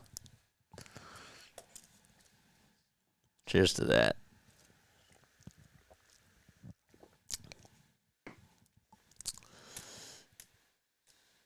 Thank you, Ken. Appreciate you, man. NFL Films Morristown. No. NFL Films Mount Laurel, my friend. Mount Laurel. That's where I do it. That's an amazing piece of advice. I will hold this sentence in my heart. It makes so much sense. I never thought about it. Thanks for sharing this. Yeah. Yeah, man. I don't know. I have some crazy stories from NFL Films. I don't usually like to talk about them, and just from other job experiences or internship experiences that I've had. But I don't usually go down those rabbit holes because I'm afraid that people are going to be like, well, focus on the game. I don't really care about your career. Or no, I don't mean it like that. I don't mean it like that. The game, put the game first is what I meant to say. Put the game first. You know what I mean? It's not that people don't care. It's that people really care about the game first, and then the other stuff, it's just added. I would like to do a podcast one day. That'd be kind of cool, but I would have to set that up, and that would take time. But I'd like to be able to get guests on. That'd be nice. But yeah, I have a lot of thoughts. I have a lot of things, different types of stuff that are on my mind, different types of content. I mean, my brain is so wired with this. It's good and it's bad. It's both. The pitch. There's a fly ball hit out over towards straightaway center field. That's going to be caught, and the inning is over. One pitch, and that's the inning. So, we're going to go to the bottom of the 5th. There were 2 runners on with 2 outs, and all they needed was 1 out to get out of the jam, Cleveland, and they did. Arias will lead things off when the Guardians do return. But yeah, I've taken a lot of pieces of advice from people, good advice, and there's things that I've learned. One thing that I actually did learn was you don't have to take everybody's advice. It took me a while to understand that, but that's also something else that's true too. Especially when you're on here, a lot of people will give me feedback and I can either take it or I don't have to take it, But I can choose who I take my advice from, and that's fine. But at the end of the day, people do care. That's nice. When I'm driving Big Bird, people tend to not pull out in front of 20 tons of rock and steel, and the view is nice. Helps. I'm in sleepy Hawaii. The 3 Philly Karens in LA was hilarious, says John. Yeah, in Arizona, yeah, it was. It was great. It was great.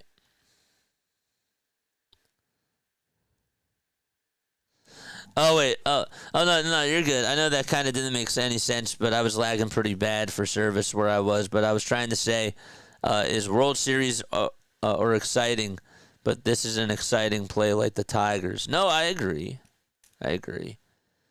The banter is what builds a close community. It's true. That is true. I volunteer as guest, says Dr. DeLay. Let's go! Let's go! Let's go! Oh, dude, I would love to get you on. Would love to get you on, mate. I really would. That'd be so cool. Yeah, I actually, one thing that I'm trying to do is I want to create and maybe this will be something that I do during the off season. I don't know, but I would really like to create a podcast where I get people that are traditional play-by-play announcers, people that are on here that do play-by-play or just streaming, and more on-air personalities on to just talk about their experiences and also be kind of creative about it. You know? The ball is 1 strike. We're in the bottom of the 5th. HOTLINE is still pitching. And the next one is in there for strike 2. So Casey Mize is done. He is done for the day. The ball is 2 strikes. And the 0-2, that's inside for a ball. But I'd want it to be creative. Something that's, like, innovative. You know, rather than just, like, oh, like, I have this person on. Like, you know, like, let's talk about your experiences. I want it to be something that's kind of cool. Like, I don't know, something that's unique. Like, where, yes, like, we get to talk about, like, the backgrounds and all that sort of stuff. But I want it to be creative. Next pitch. There's strike 3 called. And 1 gone in the bottom of the 5th. I came back. I came for the Phillies. I stayed, and come back for JJ and the community on here, says Lou. And Philly halftime as well. My guy, Philly halftime. Chase DeLauder walked in his first plate appearance. He's 0 for 1. Or he's down in the count 0-1. Wow. Shows how locked in I am right now. The next pitch, that's a foul ball. We love you, JJ. You're awesome. Thank you so much for what you do. We appreciate you, and thank you for your time. I appreciate you guys. Without you guys, I'm not here. You know, it goes both ways. I love you guys, man. You guys give me joy. The 0-2, that's outside for a ball. I could be having a great day. I could be having a bad day. If I'm here, it's a privilege. It's a blessing. 1-2, that's down and away for ball 2. By the way, guys, just to let you know, and then I promise we'll get back to the game, I will not, and I will repeat, I will not be on for the Cubs-Padres game, and I will not be on for Red Sox-Yankees. It is a holiday. I will be back on tonight, though, at 9 o'clock for the Reds-Dodgers game. 2 balls, 2 strikes. We're in the bottom of the 5th, and there's 1 gone. 2 seconds left on the pitch clock. HOTLINE gets set and fires, and the next pitch is fouled away.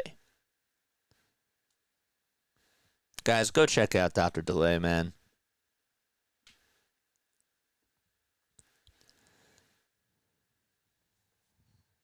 Correct, ball boy. 2 balls, 2 strikes. The 2-2 pitch. Another foul ball. My wife walked into the room last night. Oh boy, I'm ready for this. 2 balls, 2 strikes. And I had the Dodgers game on the TV. And JJ on my phone. The 2-2. Swinging a ground ball, hit towards the right side. Second baseman picks it up, throws it over to first, and that's in time for out number 2. All right. So let me start over. My wife walked into the room, says Captain Nicolado last night, and I had the Dodgers game on the TV and JJ on my phone. And she said, "Why are you watching the game on 2 different screens?" And I said, "I'm not. I'm watching the game on TV and hanging out with my friends on my phone." Love that response. I love that response. It's true. The ball is 1 strike. The pitch. That's down for a ball.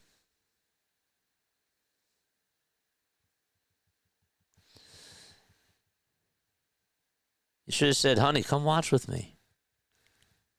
Did you say that? The 1-1. That is out on the outside corner for strike 2. Those that couldn't hear the music looked at the dancing. Looked at those dancing as insane. It's another one. 1-2 pitch, ground ball past the dive of the third baseman, out to left field, and Riley Green fields it on the ground, and C.J. Kaifus able to get on with a 2-out single. Good swing by him. Able to take it the opposite way.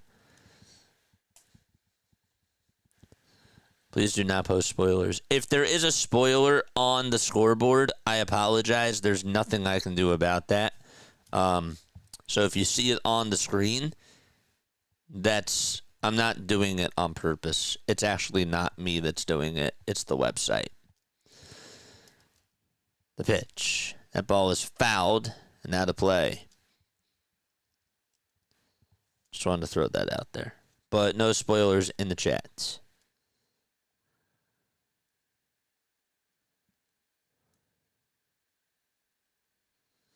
Javier, cheers to you, my guy. The ball is 1 strike. Here's a cutter that misses down and in for ball 1 to Brian Rocchio. All right, how do we get here, JJ? That's a very good question. So 1 run has been scored by each team. George Valera hit a solo homer in the bottom of the first to put Cleveland up 1-0. And then Javier Baez at an RBI single in the top of the 4th. McKinstry was actually out at third.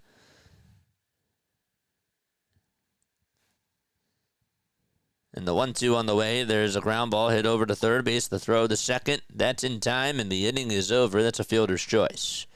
We're going to go to the 6th inning. We're still tied 1-1. Low-scoring game. Hope you have a wonderful holiday, JJ. Thanks for doing this stream. Well, thank you for being on here. No problem for doing this. I wish I could do all of them. But you know what? It is a holiday, and, that is what it is. Got to celebrate. You do.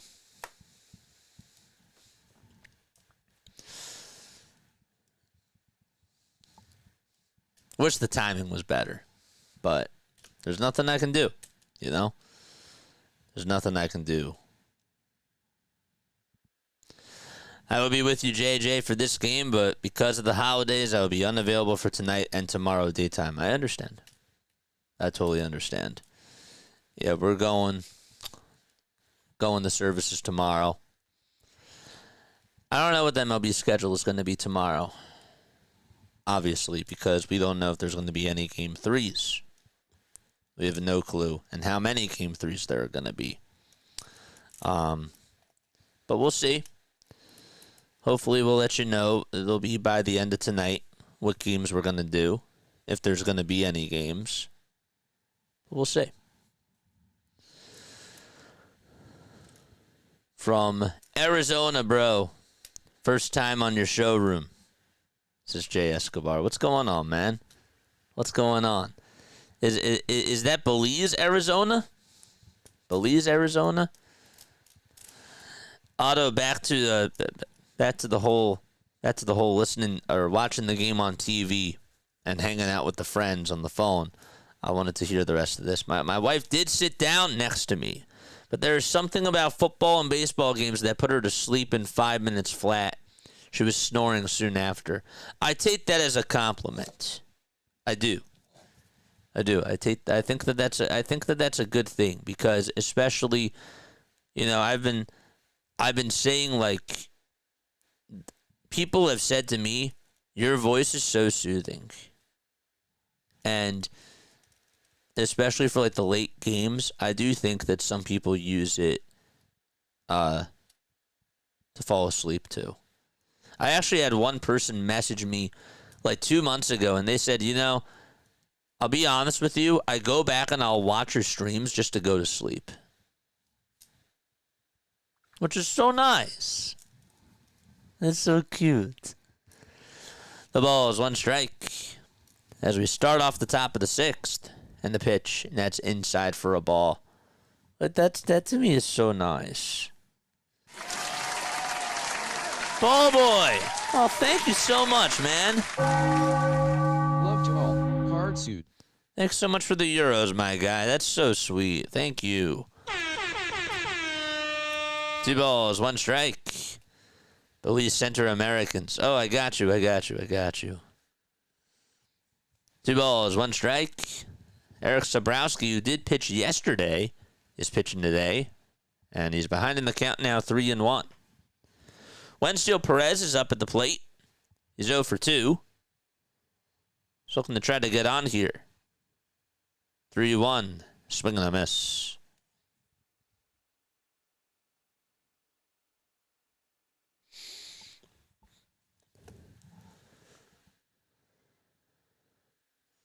That's so nice, dude. Shout out to you.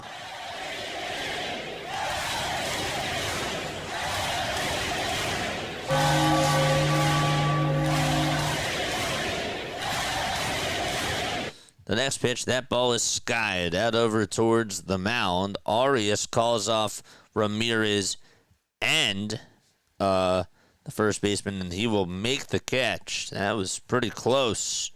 Just hung on to it. He had to call off Kifus and Ramirez. And he did. So there's 1 out in the top of the 6th. You do have a soothing voice, but you also bring the energy and the excitement. Thank you, man. The pitch. There's a called strike. It's taken at the knees. There's the soothing voice. The ball is 1 strike. Wait for it. Next pitch. That is down for a ball. All right, let's go, baby.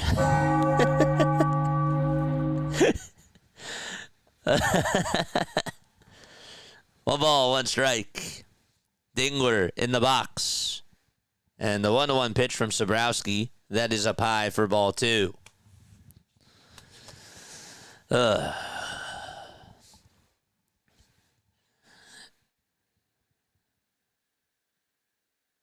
I think you have viewers from every continent now, except for Antarctica. That's the only one we got to get. That's the only one that we got to get now. The 2-1. That's a foul ball. But yes, we got North America, South America, Africa. Do we have anybody from Africa? Yeah, I guess we do. 2-2. That's down for ball 3. Europe, Asia, Australia. Yeah, it's just Antarctica. That's it. 3 balls, 2 strikes. We're in the top of the 6th. We're tied up 1-1. Dingler is in the box. And the payoff pitch, that is just low for ball 4. And a 1-out walk issued by Eric Sabrowski. Who do you think is going to win? I'm going to go with the Guardians today. I have a 4-1 final score prediction for for Cleveland. Wow, I'm really fumbling on my words. I got Cleveland up 4-1. That's what my final score prediction is. How about you? Here's the pitch. There's a fastball on the outside corner at the knees for strike 1. The Zach McKinstry is 0 for 1 with a walk.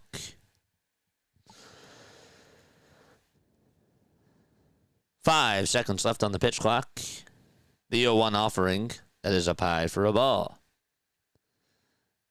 Come take over my house here in Hawaii and feed Moosey and the crew, and I'll get a temp seasonal job in America. In Antarctica. I was going to say, wait, I don't think you meant America. Antarctica. Sorry, the chat was flying by. 1 ball, 2 strikes. 1 away, top of the 6th. Poor Penguins. 1-2 pitch. That's a foul ball.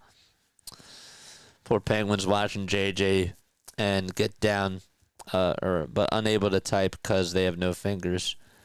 John, get in your lava tubes and get down there to Antarctica. Get down on it. Bump, bump, bump. Get down on it. 1 ball, 2 strikes. And here's the 1-2 on the way. Swing and a miss. Struck him out. There we go. So 2 away here in the top of the 6th. Y'all are funny, man. We need one more person from it. We need one more continent. One more continent to cover all the grounds. Stephen Vogt is going to go out there, and that is going to be it for his pitcher, Sobrowski. Javier Baez is going to come on up with 2 away in the top of the 6th. And it looks like, I guess, Hunter Gaddis is going to go out there. You know, I keep forgetting that these close games get longer when it's do or die. So people are like, well, the game is short, but when it comes to these types of games, the game does get longer. Because you see more moves being made.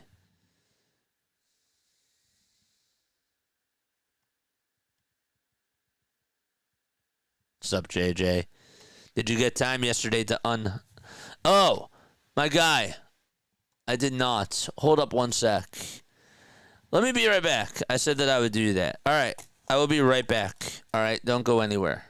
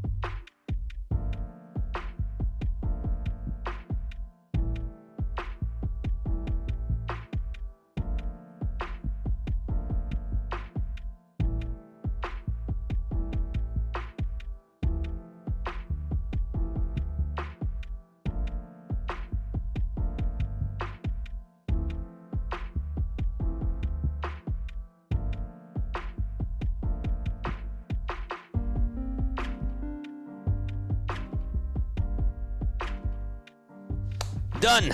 I did it. I did it. There we go. Yep, I did it. You're all good, Porter. I got you. I got you. 2 outs, top of the 6th. 1 away. I did say that I would do that. I had a lot of stuff up yesterday. Today I didn't have a lot of stuff up, so you're good. You're good. I got you. I got you, mate. Thanks for being patient with me. I did say that I would do that. I knew that there was one thing that I forgot to do last night. The 0-1, there's a ground ball, hit over towards the left side and through the hole for a base hit.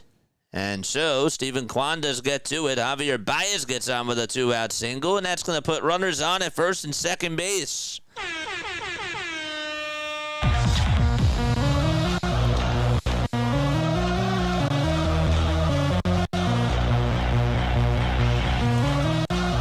Let's go, Chet.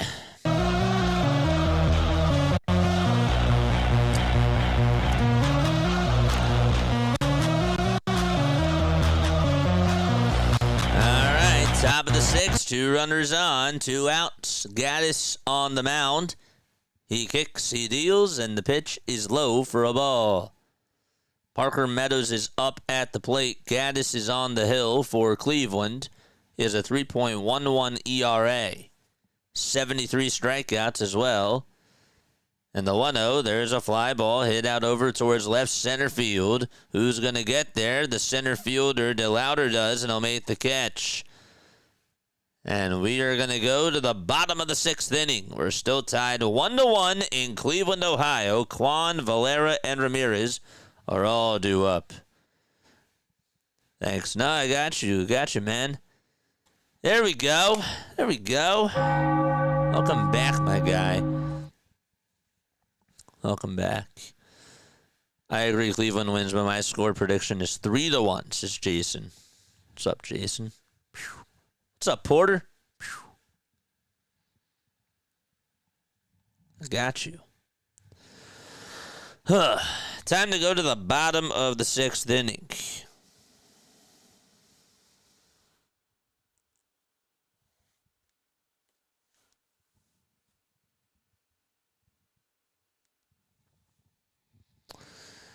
All right.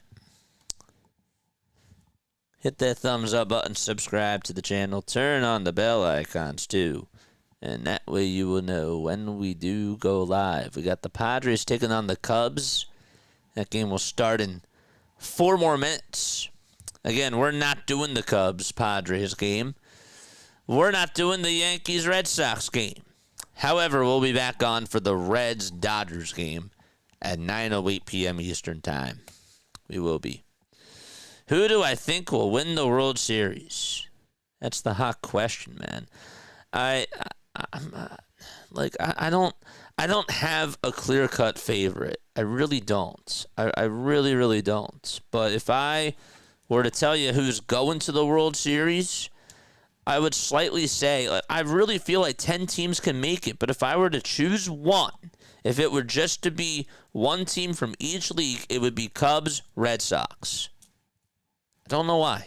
That's just what I go with. But I really would not be surprised. I'm not confident with this answer. I'm just not. I'm not confident with it. I'm personally going with the Dodgers, says Porter. Denver says Phillies. He has the Phillies emote. I hope so. I have question marks about everybody.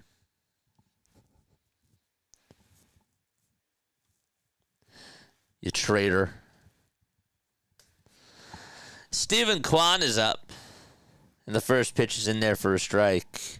Notice how I just tried to diverge the conversation. The 0-1. There's a little pop-up over towards the third base side. McKinstry is there. He'll make the catch. I also did say that Stephen Kwan was going to be the MVP of the game. So far, that is not correct at all whatsoever. Why would the Dodgers win? That's crazy, says Stir Show.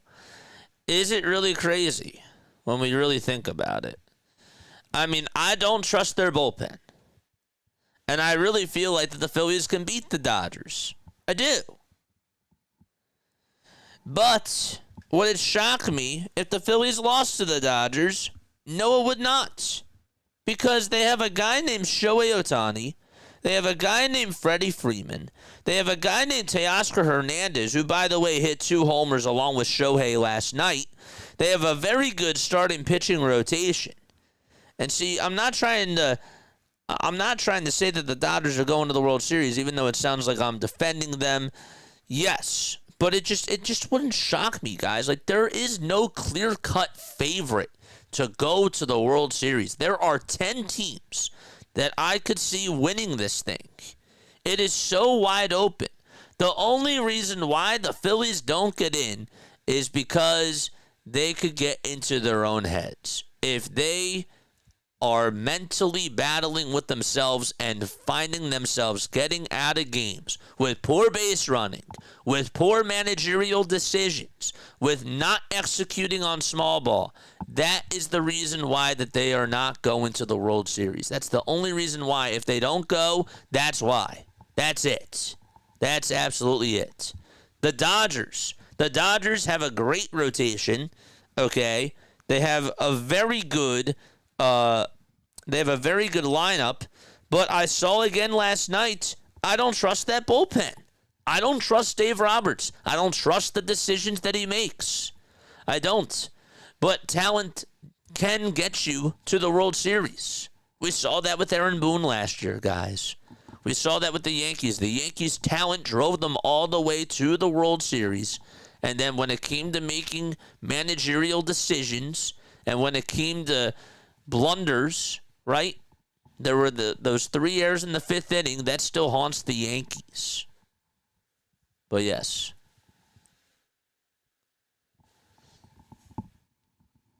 Bottom of the 6th, 1 away.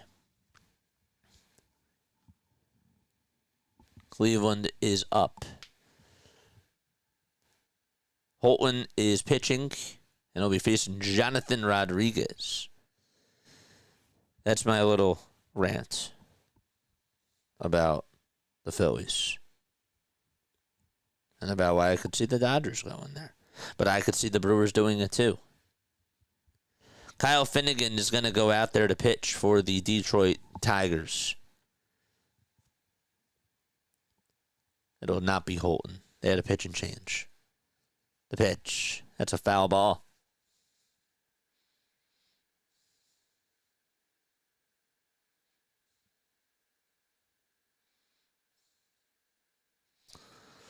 Judge fumbling that fly ball was pathetic. How about Anthony Volpe and Anthony Rizzo? The ball is 1 strike. And the next pitch. And that is on the outside corner for a strike. But their lack of fundamentals is what caused them in that World Series. And the decisions by the manager caused them in that World Series. 0-2 on the way. Swing and a miss. And there is out number 2 here in the bottom of the 6th inning.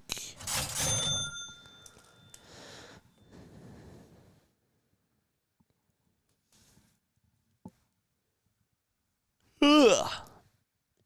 Excuse me. Sorry.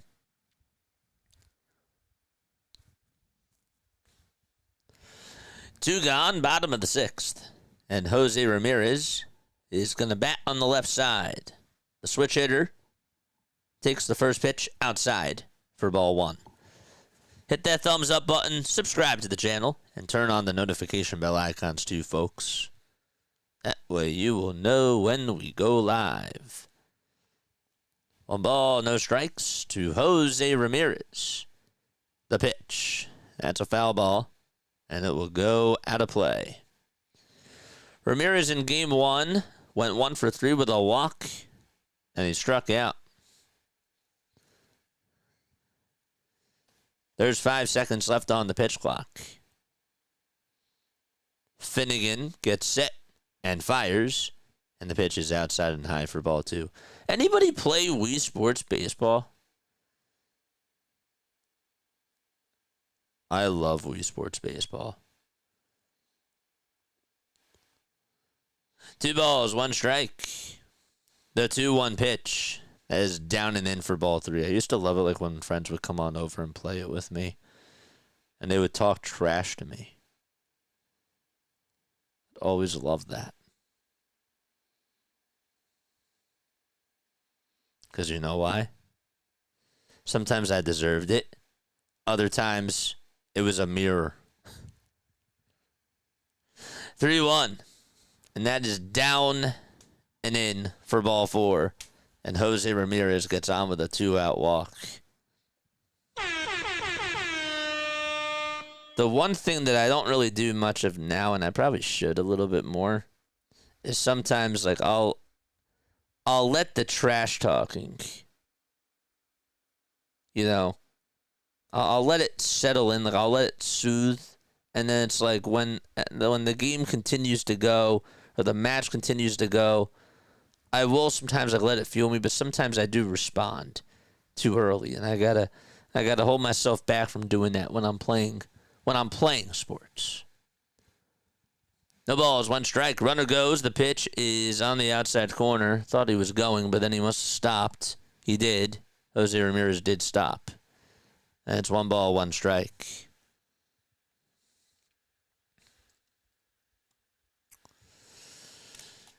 One ball, 1 strike. Ramirez does lead off at first. And the next pitch is grounded over to first. Picked up by Torkelson, and they'll take it to the bag for out number 3. Denver says a long time ago. It's a good game.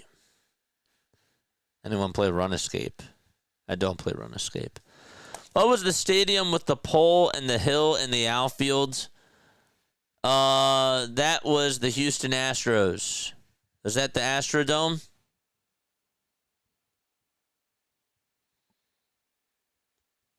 Yeah, the Brewers probably played a lot over there because they were in the NL Central at the time when the Astros were in the NL Central. Wow. I remember when the Houston Astros were in the NL Central. That's crazy. Getting old.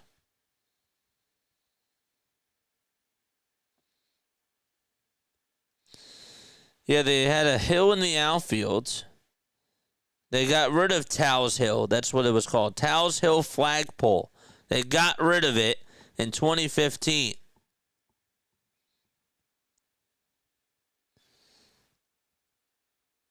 It's called Dyken Park now.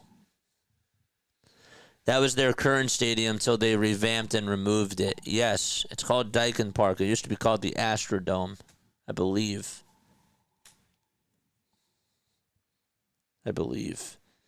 Astros Stadium.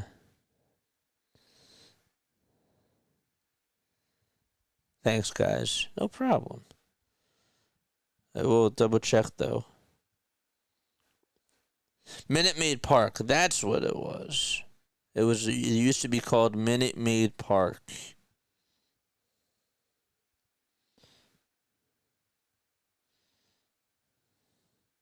trying to see, like, what other names was it called?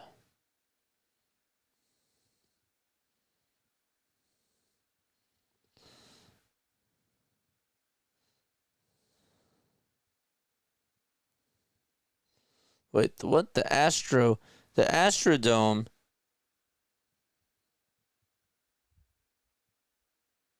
Yeah. How long was the Astrodome around for?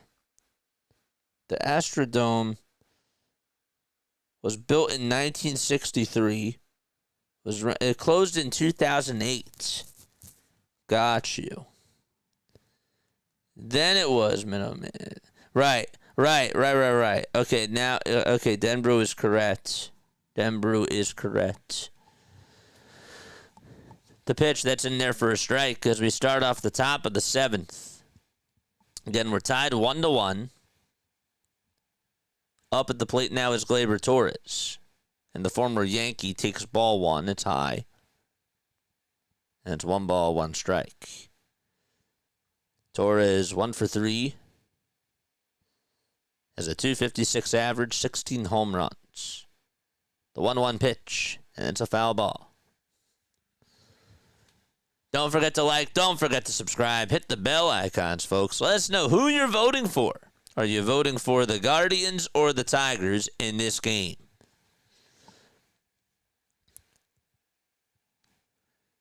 By the way, just an update. The Padres have runners on at 2nd and 3rd. Next pitch, that is going to hit Javier Baez. He would get on with a hit by pitch. Padres did just take a 1-0 lead. They did just take a 1-0 lead as Jackson Merrill hit a sac fly. So there's a score there. Not really doing a diamond zone with that today because we're not doing the next game.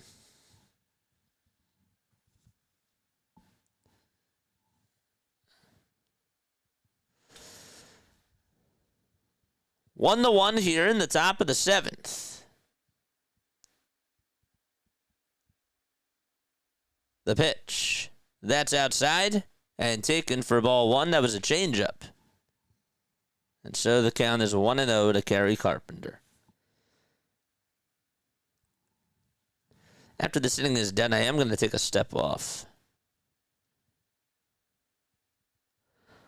1-0 pitch. There's a swing and a miss. It's now 1 ball, 1 strike. Once this game is done, though, it will ask you if you want to redirect over to Orioles Bird Watcher for the Padres-Cubs game. You're more than welcome to say yes to that. I want people to know who BW is. He is calling the Padres-Cubs game. He does an awesome play-by-play, just like us. The pitch. And that ball is fouled. Padres are going to the bottom of the 1st with a 1-0 lead out at Wrigley Field. We're still in the top of the 7th here, though, out in Cleveland, Ohio. It was originally Enron Field. That's right.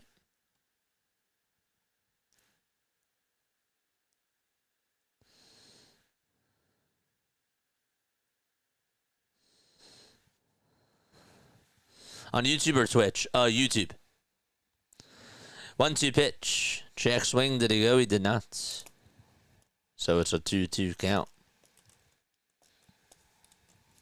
He's on YouTube. So once this stream is done, it'll just redirect you over to him. 24 clips bugging. What's going on, man? 2-2 on the way. There's a fly ball hit out over towards right field. It's hooking foul, and it will stay out of play. Do you know how many hits Casey Mize has allowed by any chance? Casey Mize, his night is done. He went 3 innings. He just allowed 1 hit, and it was a solo home run. That's it. Only lasted 3 innings. 2-2 pitch. Foul ball.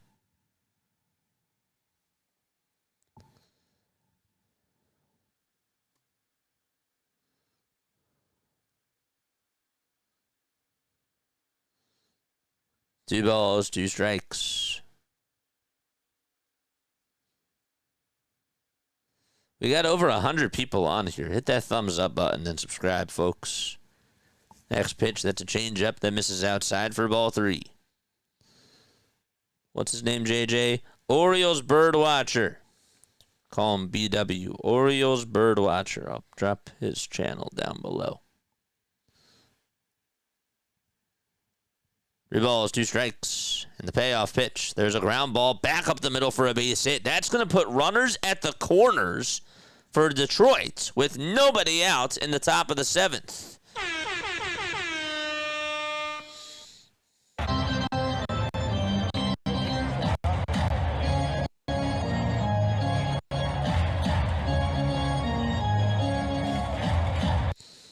Here's his channel.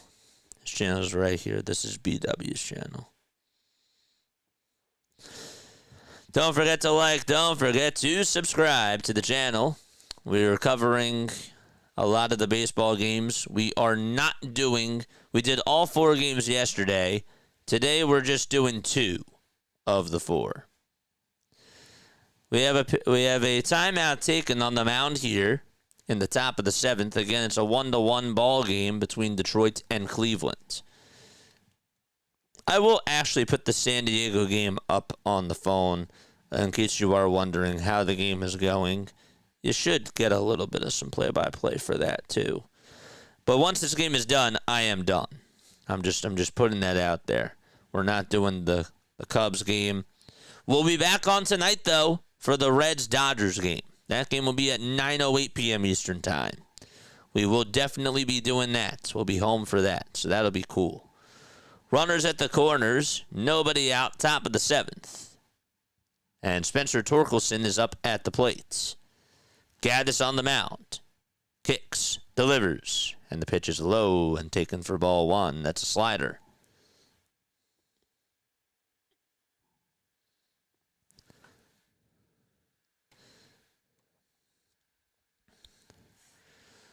One ball, no strikes. We're in the top of the 7th.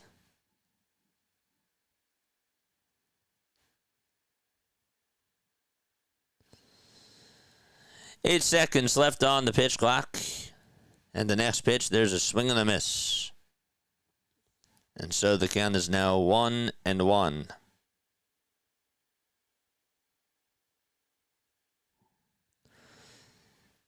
We need 13 more subs for us to get to 76-30. 1 ball, 1 strike, and the pitch. And that is high for ball 2. Cubs just got on with a 1-out single in the bottom of the 1st.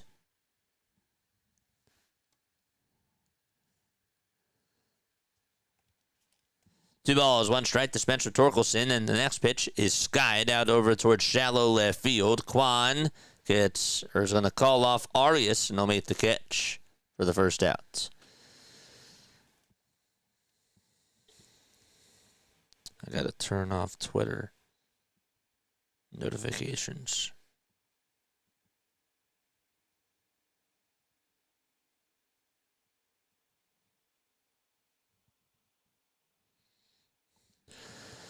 All right, so Torkelson is retired, and we're going to have a pitching change here in the top of the 7th with 1 away.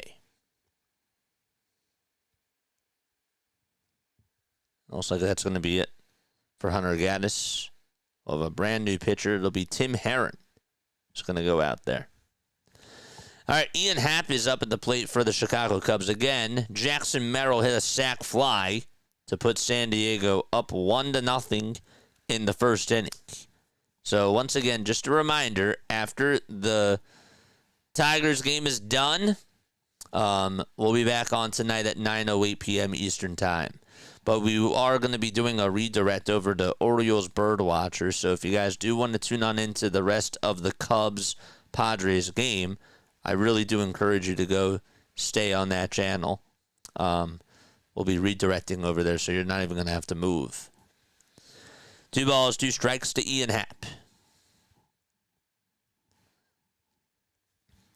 So the count is 2-2. Dylan Cease is on the hill for San Diego. Their backs are against the wall.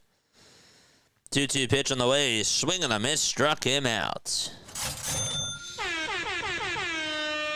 There's out number 2 in the bottom of the first. JJ, do you earn a little bit of money from your streaming? It all depends, man. Yes, I technically do make something. But yes. 2 outs, bottom of the first. We got a runner on over at first. And up to bat is Kyle Tucker.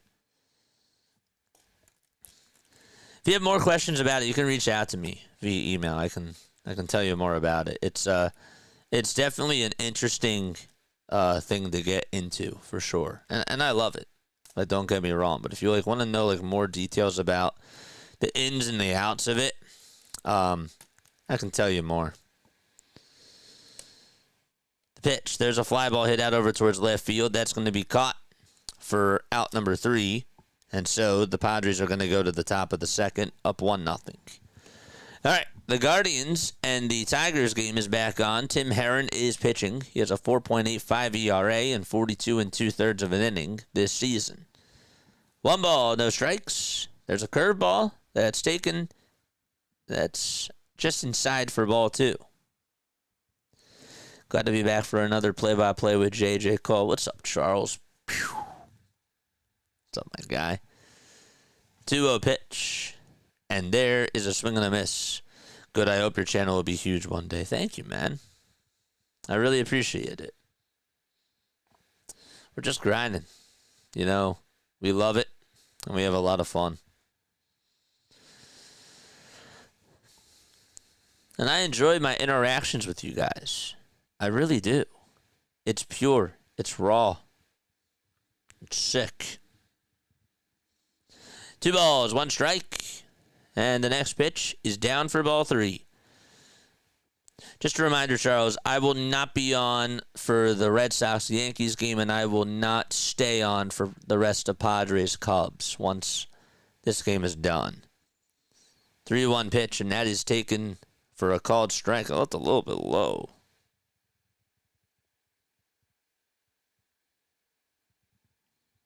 That looked like it was low. 3 balls, 2 strikes. There's 5 seconds left on the pitch clock, and the payoff pitch on the way. Swing and a miss, struck him out. And there is out number 2. Look at these Guardians fans. They are high-fiving each other. They're hugging each other. There's out number 2. It's okay. You got plenty of work to do come Saturday. Yeah, it's a holiday today. So I'll be back on for the Reds-Dodgers game, though, tonight. I promise. I will. But, yeah, I can't miss this holiday. The pitch. That is a foul ball. Yom Kippur.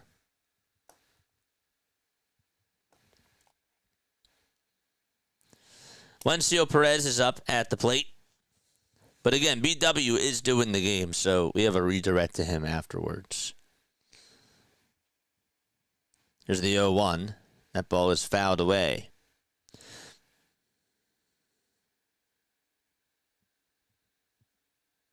Thanks, John. The ball is 2 strikes. There's 2 outs in the top of the 7th. We got runners at the corners.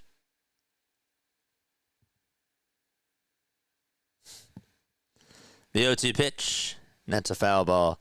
And even if you don't, I'm not going to be mad about it. We all got things to do sometimes. It's true. It's true.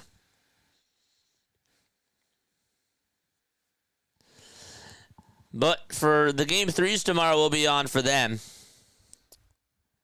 It sucks because we're trying to do a lot of content. But, you know, this is, it is what it is. Have a good holidays, Miss Marianne. Thank you. The ball is 2 strikes. He was great in the 10 Commandments. Oh, wait, that was Yul Brenner. It was Yul Brenner. Correct. 0-2 pitch. That is a foul ball. That was Yul Brenner. Gavin Sheets just hit a shot out to center field, but that's going to be caught in the Padres game for out number 2. So, yeah, come back on for Reds-Dodgers tonight. That'll be fun. 0-2. Line drive, foul ball.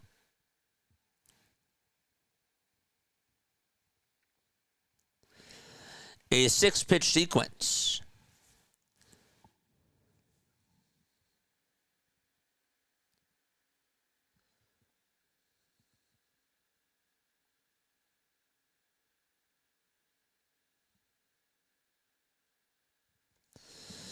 No balls, 2 strikes to Wencio Perez.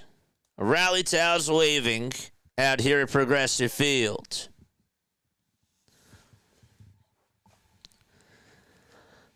Perez in the box. Heron on the mound.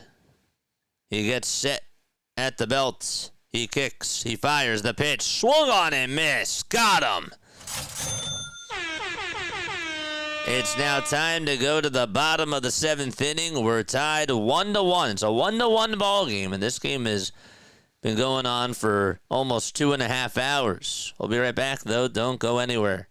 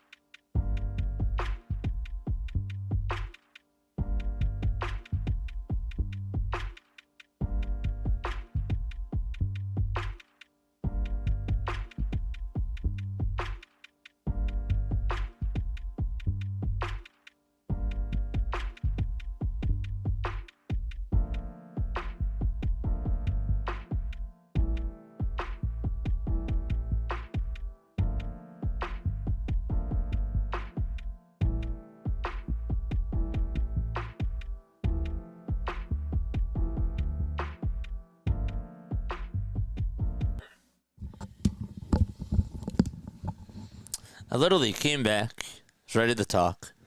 Then I realized, oh, I don't have my headphones on. The ball is 1 strike. Bo Naylor is up at the plate. 5 seconds left on the pitch clock. Kyle Finnegan's pitching.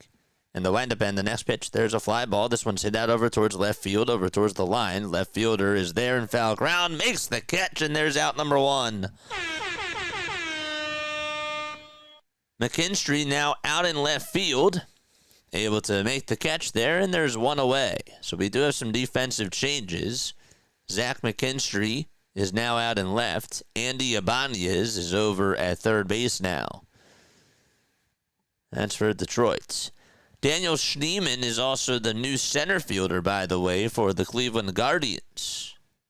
They got Valera in right.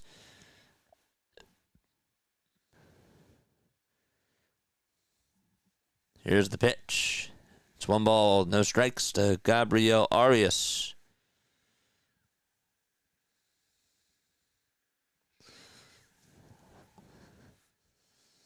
One ball, no strikes, and the 1-0, swing and a miss. JJ Ness is to get a color, man. Yeah, I'm not doing it. If we're doing it in person, yes. If we're doing it online, no. I've made up my mind with that. 1-1, ground ball hit over to third base, and the throw on over to first is in time. Nice play by Torkelson. He had to keep his foot on the bag. He had to take a step back as the throw from third by Ibanez. It was a deep throw, and he let it take a hop. He didn't catch it at first. He just let it bounce, and that was the right decision. And he took a step back and caught it that way. But yes, if you want to know why I don't want a color man over here on the virtual side, it's because I've talked about it a lot. There's so many delays. It's not even funny. There's delays. There could be problems with their side of streaming. Also, the game itself could be a little bit behind. They could be a little bit ahead of me. And then we have to sync it up. It depends on if they're watching it on a computer. There's just so many complications. I don't want to get fully into it. I've done it a couple of times. And it messes with the flow. It messes with the chat. And I don't want that. I want something that is smooth. I don't want to make it harder. The 1-0 pitch. There's a line drive hit out over towards center field. That's going to be caught for out number 3. And we are going to go to the 8th inning if we're going to do it on a regular basis. All right. Top of the 8th coming on up. Detroit and Cleveland are tied. JXP, thank you so much for the sub, man. All right, back to this Cubs game. They're in the bottom of the 2nd. There's 1 out there. Carson Kelly is up. He's batting .249. And he takes the first pitch that he sees down for ball 1. Dylan Cease is on the hill for San Diego.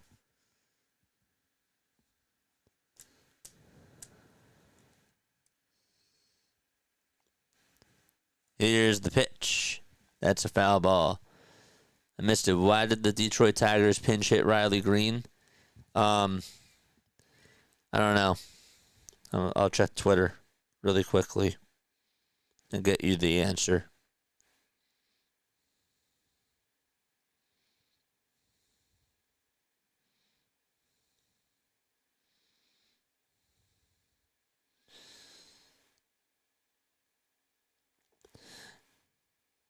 It was analytics.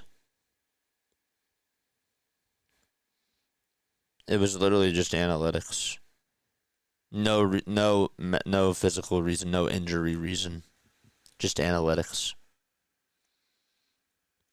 2 balls, 2 strikes. That's to Carson Kelly. We're also doing this Cubs game until the Guardians-Tigers game is done. We're not going to switch on over to the Cubs-Padres. 2 outs, and here's the 2-2. That ball is flied out over towards, or 1 out, and the 2-2 is flied out over towards shallow center field for out number 2. So there's 2 away in the bottom of the 2nd. That was a spoiler. I'm just going to keep this game up. Ugh.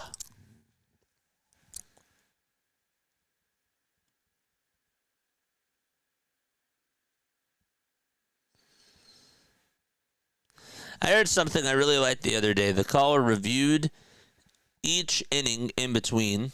Quick, fast review that kept everyone up to date and instantly updated everyone that just tuned in. That's good. Let me know who it was. Pete Crow Armstrong is up at the plate, and he swings and misses at the 99-mile-per-hour fastball. If you find out who it is, let me know. I'd like to hear that. All right, we're going back to the top of the 8th inning for the Tigers game. The first pitch that's in there is a strike, and it's an 0-1 count. Jacob Junis is pitching at the plate. It's Dingler. Next pitch is a foul ball.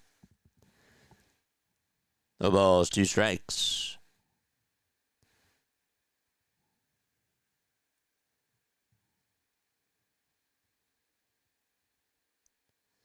The pitch to Dingler, grounded over to shortstop. Arias has it, picks it up, throws it across the diamond, and that's in time for out number 1.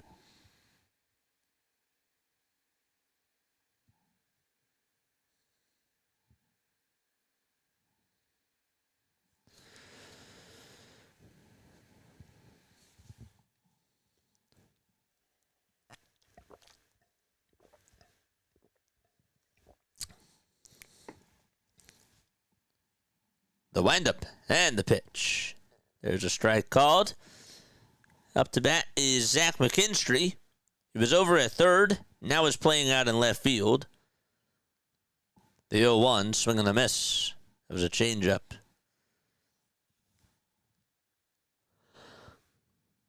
Jacob is now 33 years old. He kicks, he fires, the 0-2 is down for a ball. Started off his career with the Kansas City Royals from 2017 till 2021. Then he went to the Giants for about 2 years. Last year he was on the Brewers. Then he got traded to the Reds, and now is on the other side of Ohio in Cleveland. The pitch, and that is down for ball 2. He was a starter during really the first 3 years, and then during the first 4.5 years, he was a starter. Then the Giants tried to make him a starter again, and then in 2023, they decided to have him come out of the bullpen.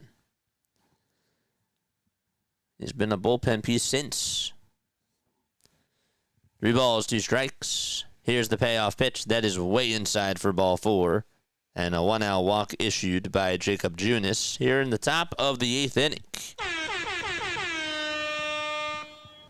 This year, his stats, 66 2/3 of an inning, 55 strikeouts, and a 2.97 earned run average, as well as a 1.23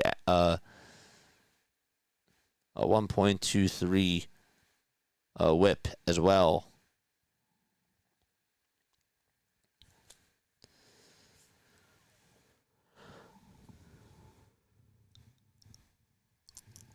The toss back over to first. That is not in time.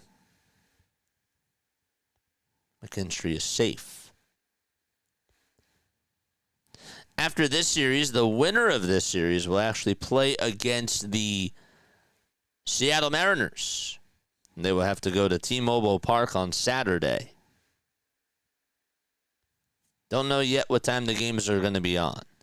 Have not yet released the schedule for that. The pitch. There's a swing and a miss.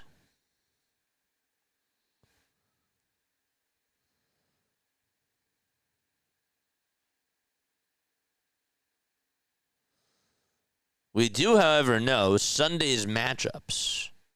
Sunday's times. The pitch. It's now 1 ball, 1 strike. Saturday's games, don't know yet. But Sunday, we got the Blue Jays playing the winner of this series at 4:08. And then at nighttime at 8:03. The Mariners are going to play the winner of this series at 8:03. And the Blue Jays will play the winner of the Red Sox-Yankees at 4:08. Next pitch, that's a ground ball hit over towards the left side. And they will make the throw over to first. Runner does advance on over to second base, though.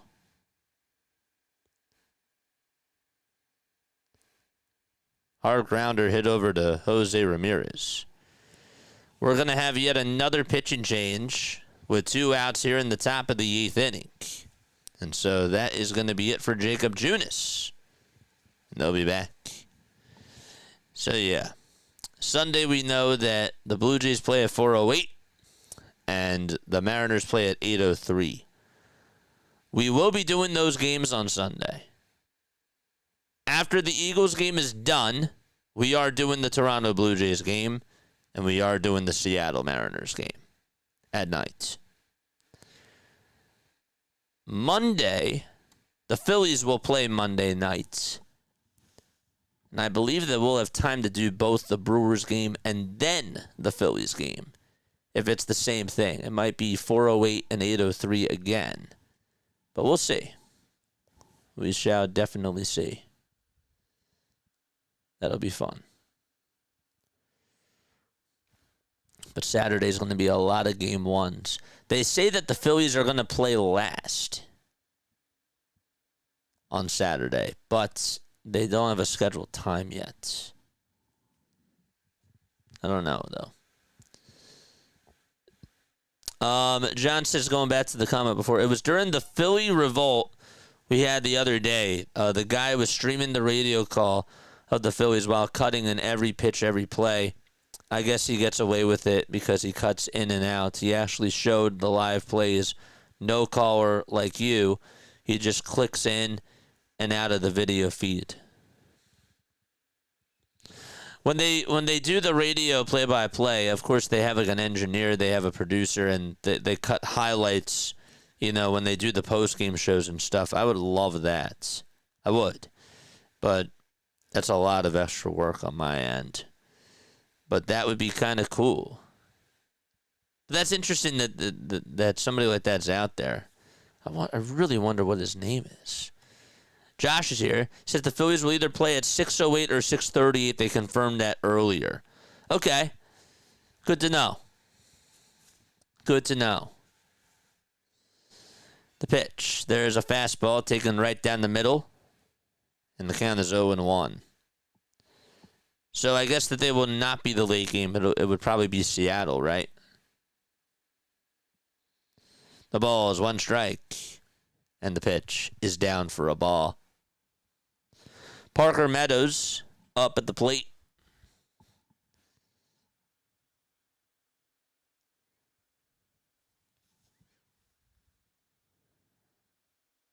The 1-1 pitch. Swing and a miss. Thanks so much, Josh.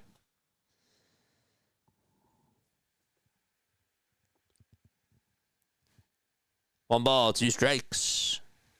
2 away here in the top of the 8th. I think if Boston advances at 6:38, and if the Yankees advance at 6:08. Okay. Gotcha. Next pitch on the way. Struck him out. We're going to go to the bottom of the 8th inning. It's 1-1 out in Cleveland. All right. Let's go to this Cubs game right now. Again, just a reminder, after this game is done, I'm not going over to the Cubs-Padres game. We're not streaming Cubs-Padres, and we are also not streaming Red Sox-Yankees. We will be back later tonight for Reds-Dodgers. I just won't have time to do the other 2 games. So we'll switch over to Padres-Cubs really quickly, of course, and do like a little diamond zone thing, if you will. Shota Imanaga is pitching to Manny Machado. And the first pitch is swung on and missed for strike 1.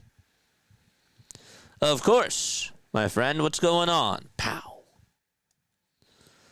The ball is 1 strike. 2 outs, top of the 3rd. The 0-1 pitch, there's a fly ball hit out over towards right center field. And that's going to be caught for out number 3 by Seiya Suzuki. And we're going to go to the bottom of the 3rd out at Wrigley Field. So 1-0 in Chicago and 1-1 in Cleveland.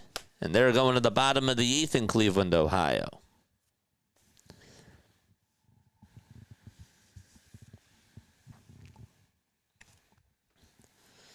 But yes, if you are new to the channel, my name is Jason Joseph. This is Play-by-Play with JJ.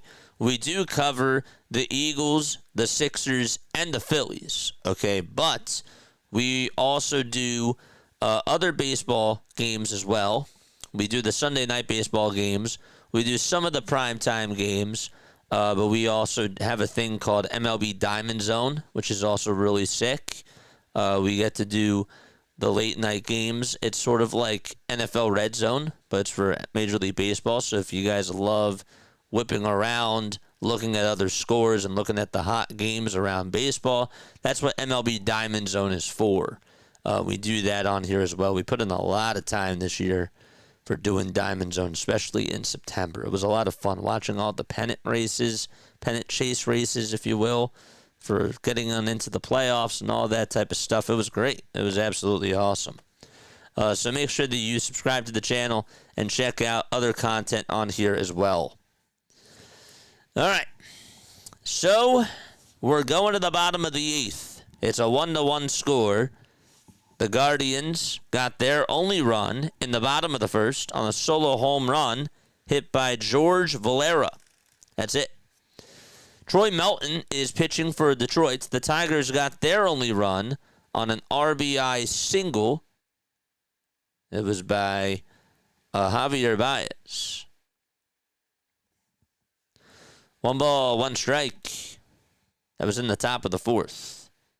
And the next pitch on the way, there is a swing and a miss. What's interesting about that single, though, was that there were runners on. There were bases loaded, actually. And it was with 2 outs. And Baez singled up the middle. And then the throw was made on over to third base. And the runner from first base going on over to third was out. And the runner that was coming over to home plate did not score when the final out was recorded. 1-2 pitch. There's a ground ball hit over towards the first base side. First baseman has it, picks it up, throws it over to the pitcher, who has to cover the bag. That's Holton. And there's out number 1.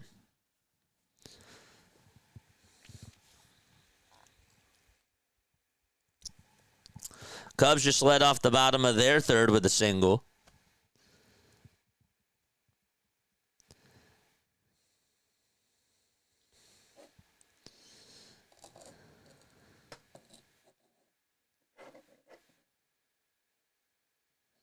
They won't do split screen on both. One has to be earlier start than the other. The Phillies game would then get moved to True TV, my friend. The ball is 1 strike and the pitch, and that's a foul ball. They would start it off on True TV that day. Turner definitely has a lot of partners, so they can afford to do something like that.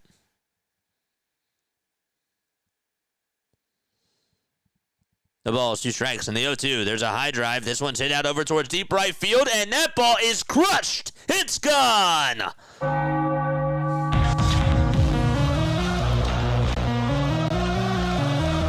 Just what the doctor ordered for Cleveland.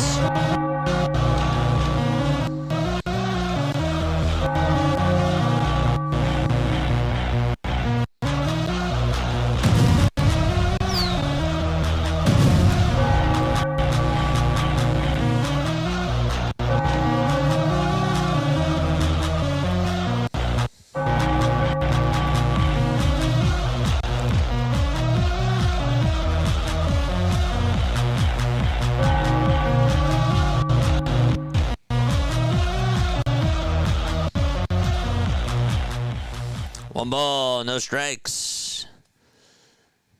In the bottom of the 8th inning, that's the 2nd homer allowed today by the Detroit Tigers. Next pitch, and now it's a 1-1 count. Brian Rocchio just hit a home run that went 379 feet. And that right now is the difference of the game. There's the 1-1 pitch, and there's a splitter that is in there at the knees, taken for strike 2. Did I say that Holton was pitching? It's Troy Melton that's pitching. I'm really sorry. Kwan 0 for 4. in the first game and 0 for 3 today. Next pitch, and now it's 2 balls, 2 strikes. 8 seconds left on the pitch clock. 2 balls, 2 strikes to Stephen Kwan. And the next pitch, there's a line drive down the right field line. That's a fair ball. That's going all the way towards the corner. Kwan can fly. He'll go over to second base. A stand-up double by Stephen Kwan. And this Guardians fan base is absolutely loud at Progressive Fields. That was right down the middle, and Stephen Kwan just drilled that thing out to right. The same type of pitch that was pitched to Brian Rocchio, he set on a fastball. And so, a one-out double here in the bottom of the 8th inning.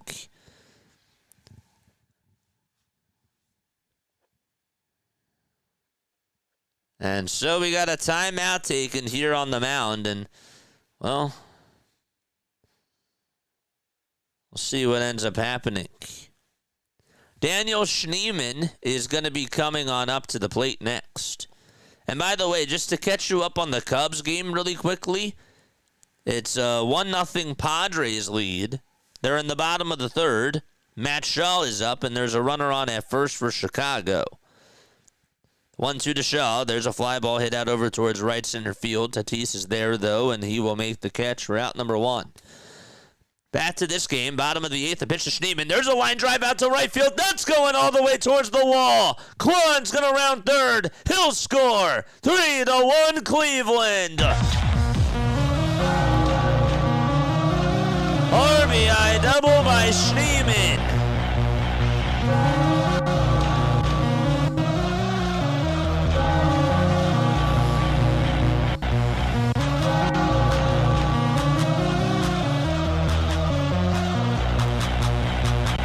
Those pesky Guardians doing it again. The theme here is 3 fastballs down the middle. You just can't do that. You can't do that.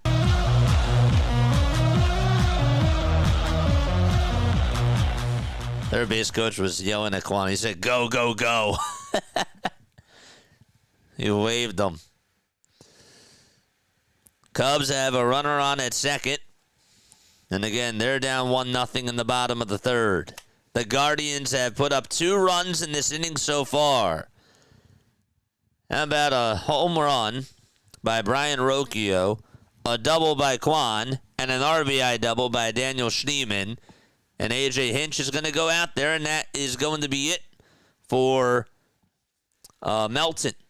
Jose Ramirez is supposed to come on up to the plate. I believe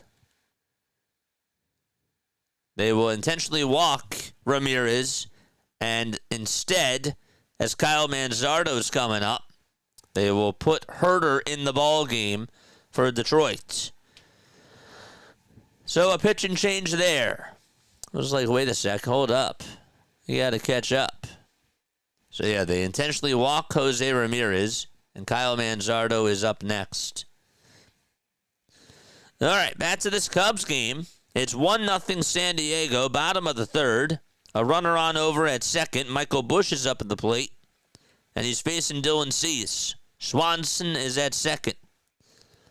2-2. There's a fly ball, foul ball towards the right side, and it will go out of play for Chicago.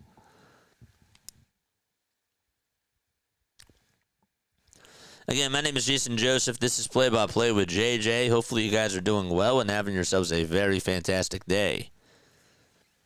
2 balls, 2 strikes to Michael Busch. Cubs trying to tie it up. The 2-2, and that's down for ball 3.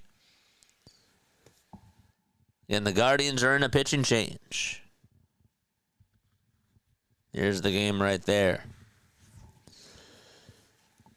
Cease on the hill for San Diego.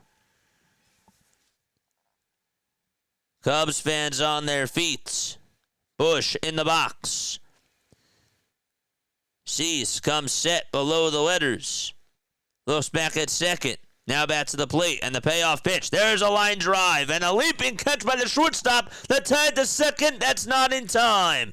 Xander Bogaerts made a leaping catch right behind second, dove on forward, and he thinks that he got Swanson out by force on an unassisted double play, and Mike Schilt is going to challenge this call. They will challenge that. I think he was out. Bad luck for Michael Busch, though. Let's see. What a catch by Xander Bogaerts. Bogaerts was like, come on. How's he not out? Oh, maybe that's closer. That is close. Was his glove on second? It's close. It's a close call. All right, back to this Guardians game. Brant Herter is out there to pitch. He has a 2.43 ERA. We'll let you know what the call is when we find out in that Chicago game. Schneeman's over at second. Ramirez over at first. Manzardo at the plate. Time is going to be called as the catcher wants to go on over signs.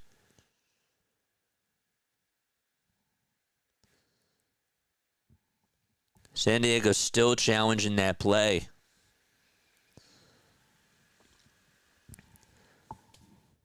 One out here, bottom of the eighth. In Cleveland, Ohio.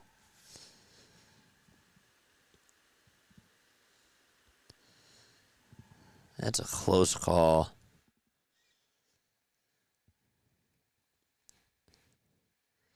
Guardians offense in the first 6 innings, 6 hits, 1 extra base hit, 2 runs.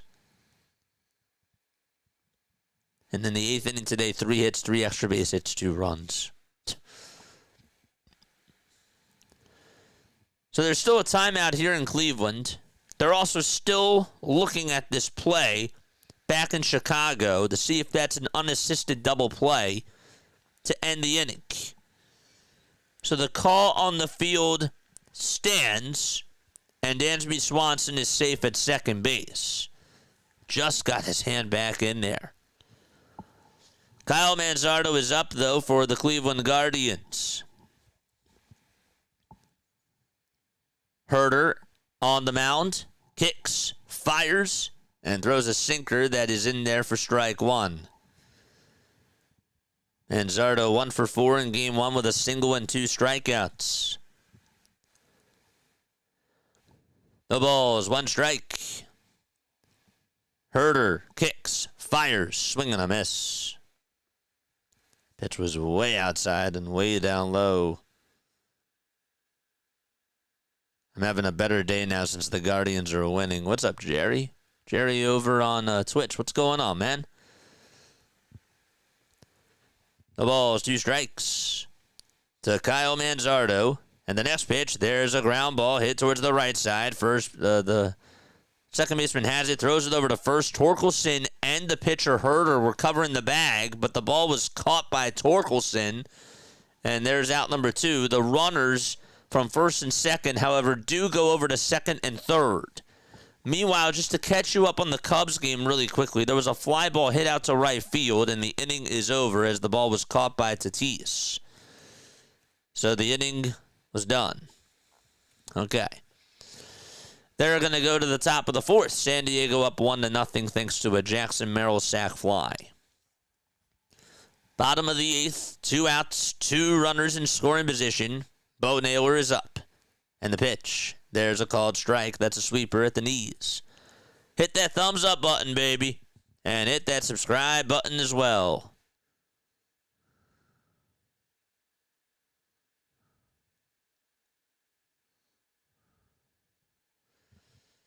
The 0-1, it's a tapper, it's a foul ball. We got 223 people rocking with us. Don't forget to like, don't forget to subscribe. We're at 80 likes. Let's get to a hundo. Let's go. Bo Naylor in the box. 2 away, bottom of the 8th. 2 runners in scoring position. Home for all your playoff needs. Herter kicks, fires the pitch. That's another foul ball.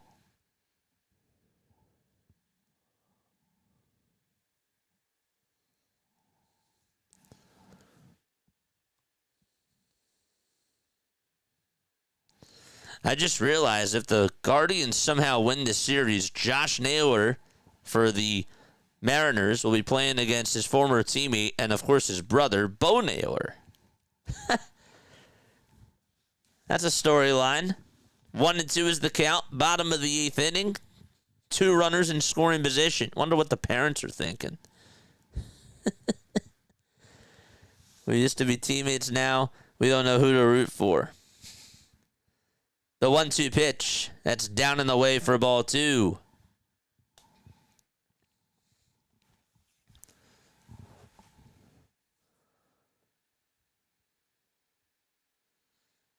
Two balls, 2 strikes. Bottom of the 8th inning. 2 outs and 2 runners in scoring position. Ramirez does lead off over at second. There's also a runner at third in the pitch. That ball is grounded over towards the first base side. I think it was hit off of Bo Naylor. It was. He will stay alive. It's a foul ball. 3 runs on 5 hits for Cleveland. 1 run on 7 hits for Detroit. Padres are back on. They're in the top of the 4th.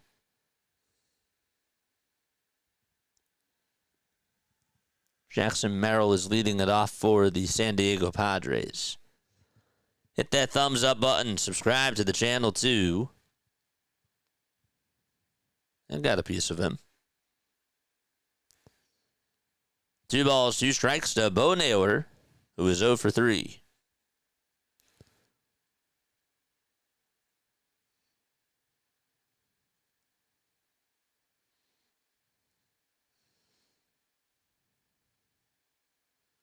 The next pitch, there's a fly ball hit out over towards deep right field. That ball is going back towards the track, and that puts the game out of reach.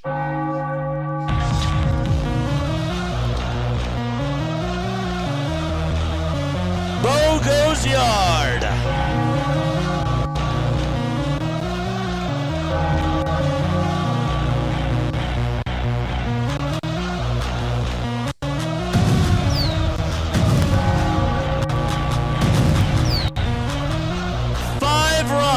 In the bottom of the 8th inning, and Bo Naylor hit a moonshot out to right.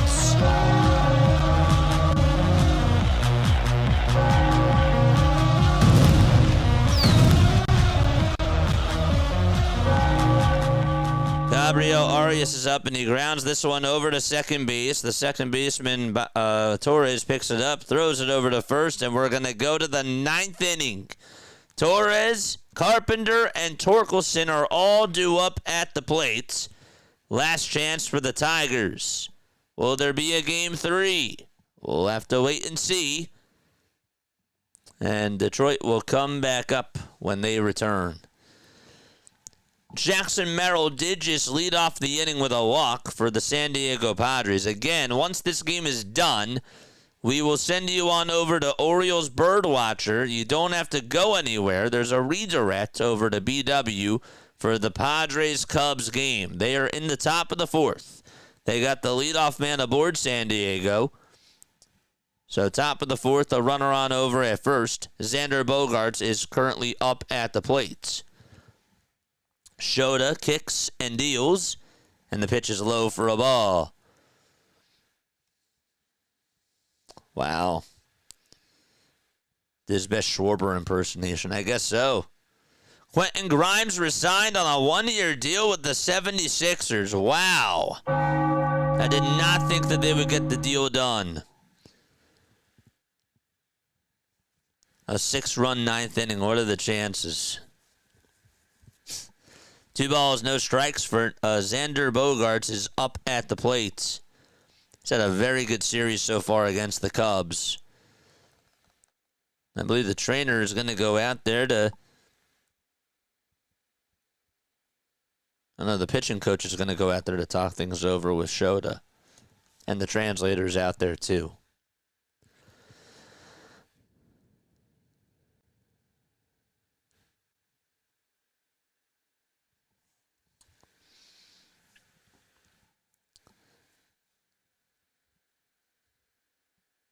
So top of the 4th there, a runner on over at first.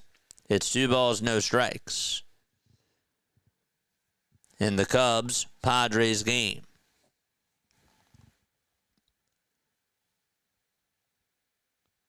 Shota is pitching.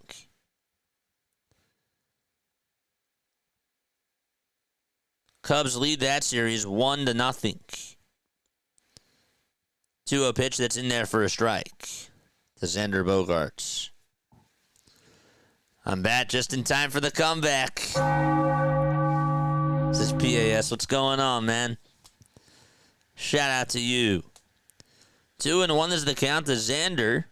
And the toss back over to first. That's not in time. All right. It's time to go to the ninth inning, ladies and gentlemen. Cade Smith on to close the deal. First pitch, that's a strike. No balls, one strike. And the next pitch, there's a bouncing ball hit over towards the second baseman. The throw over to first is in plenty of time, so there's one gone in the ninth inning. Ryan Rocchio fielded that excellent.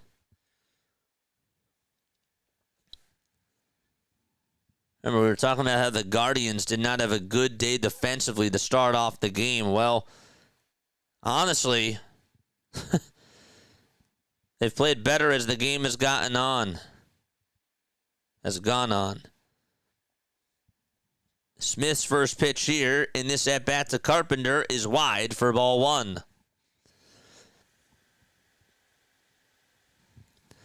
1 ball, no strikes, 5 seconds left on the pitch clock, and the 1-0 pitch is way up high for ball 2.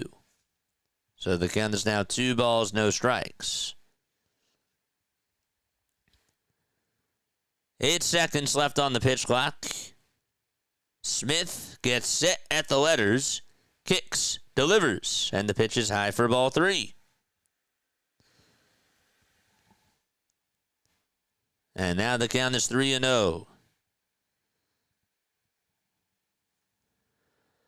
Carpenter 2 for 4 on the afternoon.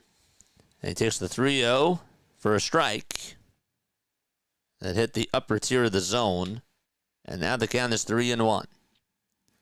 He's 3 for 8 in this series so far with 3 singles, and he has struck out twice. 3-1 offering, and that misses outside for ball 4, and there's a 1-out walk here in the top of the ninth inning. In the Cubs game, just to update you there, Ryan O'Hearn almost got hit by a pitch. He had to dodge out of the way. And don't forget, after this game, we are going to go watch BW if you guys want to watch the rest of the Cubs-Padres game. Here comes Spencer Torkelson to the plate, and he takes the first pitch that he sees in there for strike 1.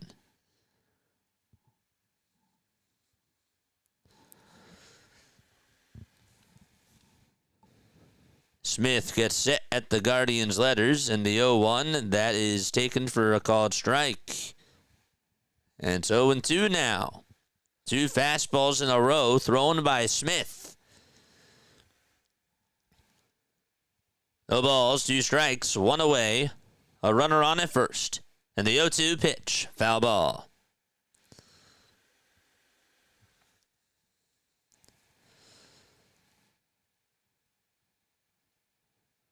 Guardians fans on their feet. A double play ends it. 0-2 pitch. And did that hit Torkelson? It did. It got him right on the hand. I'm curious to see if the Guardians are going to challenge this, because it was close. They will not. They say play on. Had him right on the ropes. The count was 0-2. And they hit him instead. They'll put runners on at first and second base. Actually got him right on the elbow. That was the right call.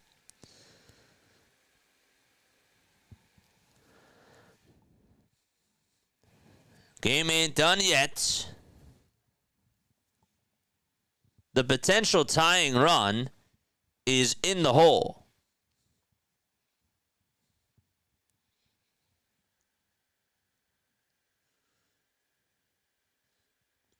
Let's go back to this O'Hearn at bat really quickly. O'Hearn Grounds it foul. It's 3 balls, 2 strikes to him. That's in the Padres-Cubs game. Padres looking to try to add on to their lead. Smith comes set and deals, and the pitch is high for ball 1. 1 ball, no strikes to Justin Henry Malloy, who is currently pinch hitting for Andy Ibanez. Here's the 1-0 pitch, and that is outside for ball 2. Ryan O'Hearn did just get on for the San Diego Padres, and there's still 1 out there. 2 balls, no strikes to Justin Henry Malloy, and the next pitch is high for ball 3. And a timeout's going to be taken. And so the count is 3-0. Malloy just batted .221 this year. Wencio Perez waits in the on-deck circle. He's only hit 1 homer. He's 25 years old. Ended up going 1 for 4 in his last game against Boston. 3 balls, no strikes to him. There was a timeout called, and he was stepped back into the box. Don't forget to like. Don't forget to subscribe to the channel too, folks. 3 balls, no strikes. Runners at first and second. Smith comes set and fires, and the pitch, there's a strike. 3-1 is the count.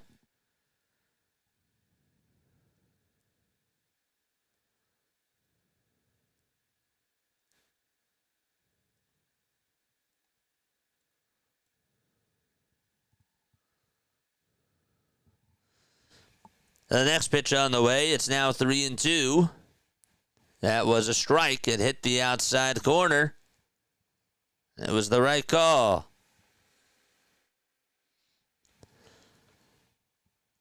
A big payoff pitch here. The 3-2 on the way. That ball is popped up behind home plate, and it will go foul and out of play. The count still remains at 3-2.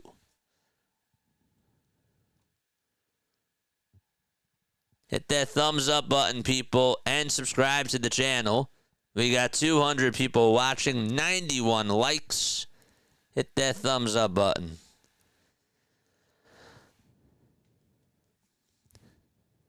Malloy in the box. Smith on the bump. 8 seconds left on the pitch clock. The payoff pitch, and that is taken for a cold strike. 3 at the knees. 1 more out to go.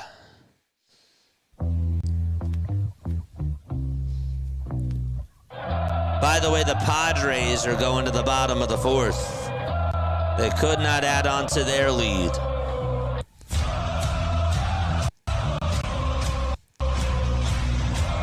All right, first pitch to Wencio Perez. It's all up to him. It's taken down for a ball. Tigers lead the series 1-0. They got the W yesterday. And the 1-0 pitch, that looked high, but it's called a strike. Wow. 1 ball, 1 strike to Wencio Perez, who on the afternoon is 0 for 4. Smith trying to get the final out here. The 1-1, that ball's popped up behind home plate. The catcher gives it a look, and it will go out of play. And Detroit down to its final strike.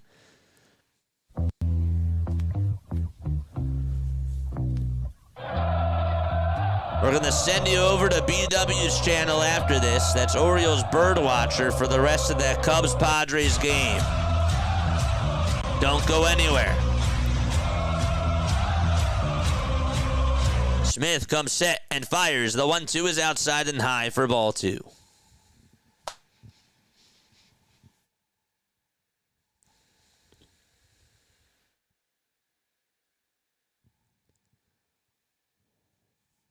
Five seconds left on the pitch clock.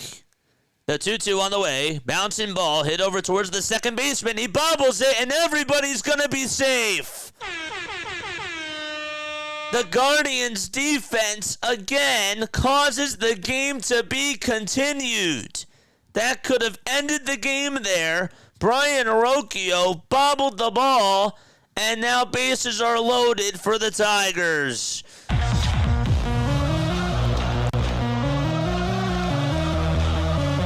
Unbelievable.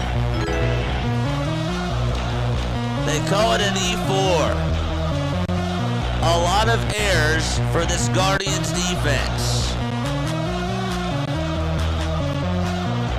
They had 3 mistakes in the first. They say 2 errors though. But that was a big one.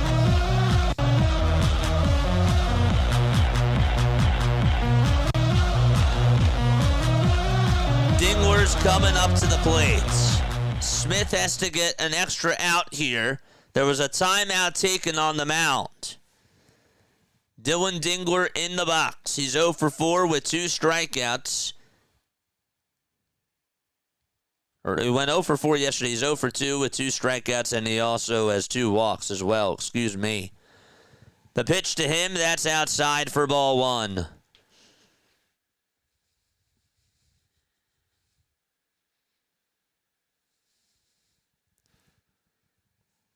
One ball, no strikes, and here's the 1-0. That's a foul ball, and it will go out of play. So Carpenter is over at third. You got Torkelson at second, and Perez over at first.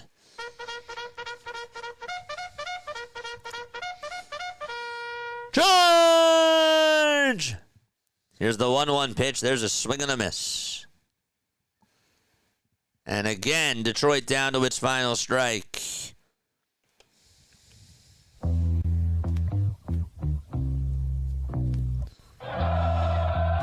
Three seconds left on the pitch clock. The 1-2 pitch. Line drive, leaping catch by the first baseman, and the ball game is over. It got dicey at the end, but there will be a game 3 tomorrow out in Cleveland, Ohio.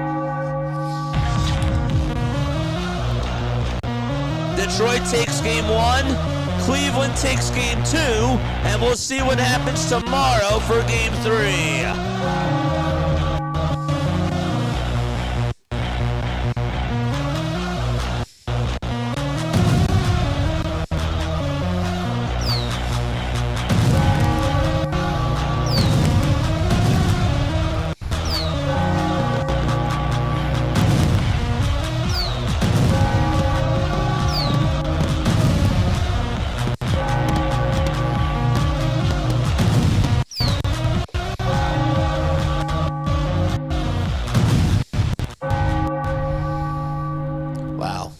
What a game. What a game, man. That was fun. All right. Again, we are not doing the Cubs-Padres game. However, if you do stay on, it'll redirect you over to Orioles Birdwatcher. That's my guy, BW, who covers the Baltimore Orioles. He is covering the Cubs-Padres series. So he is doing game 2 of this, and we are going to go on over there. So if you guys do want to watch the rest of that game, please make sure that you stay on, and it'll redirect you over there.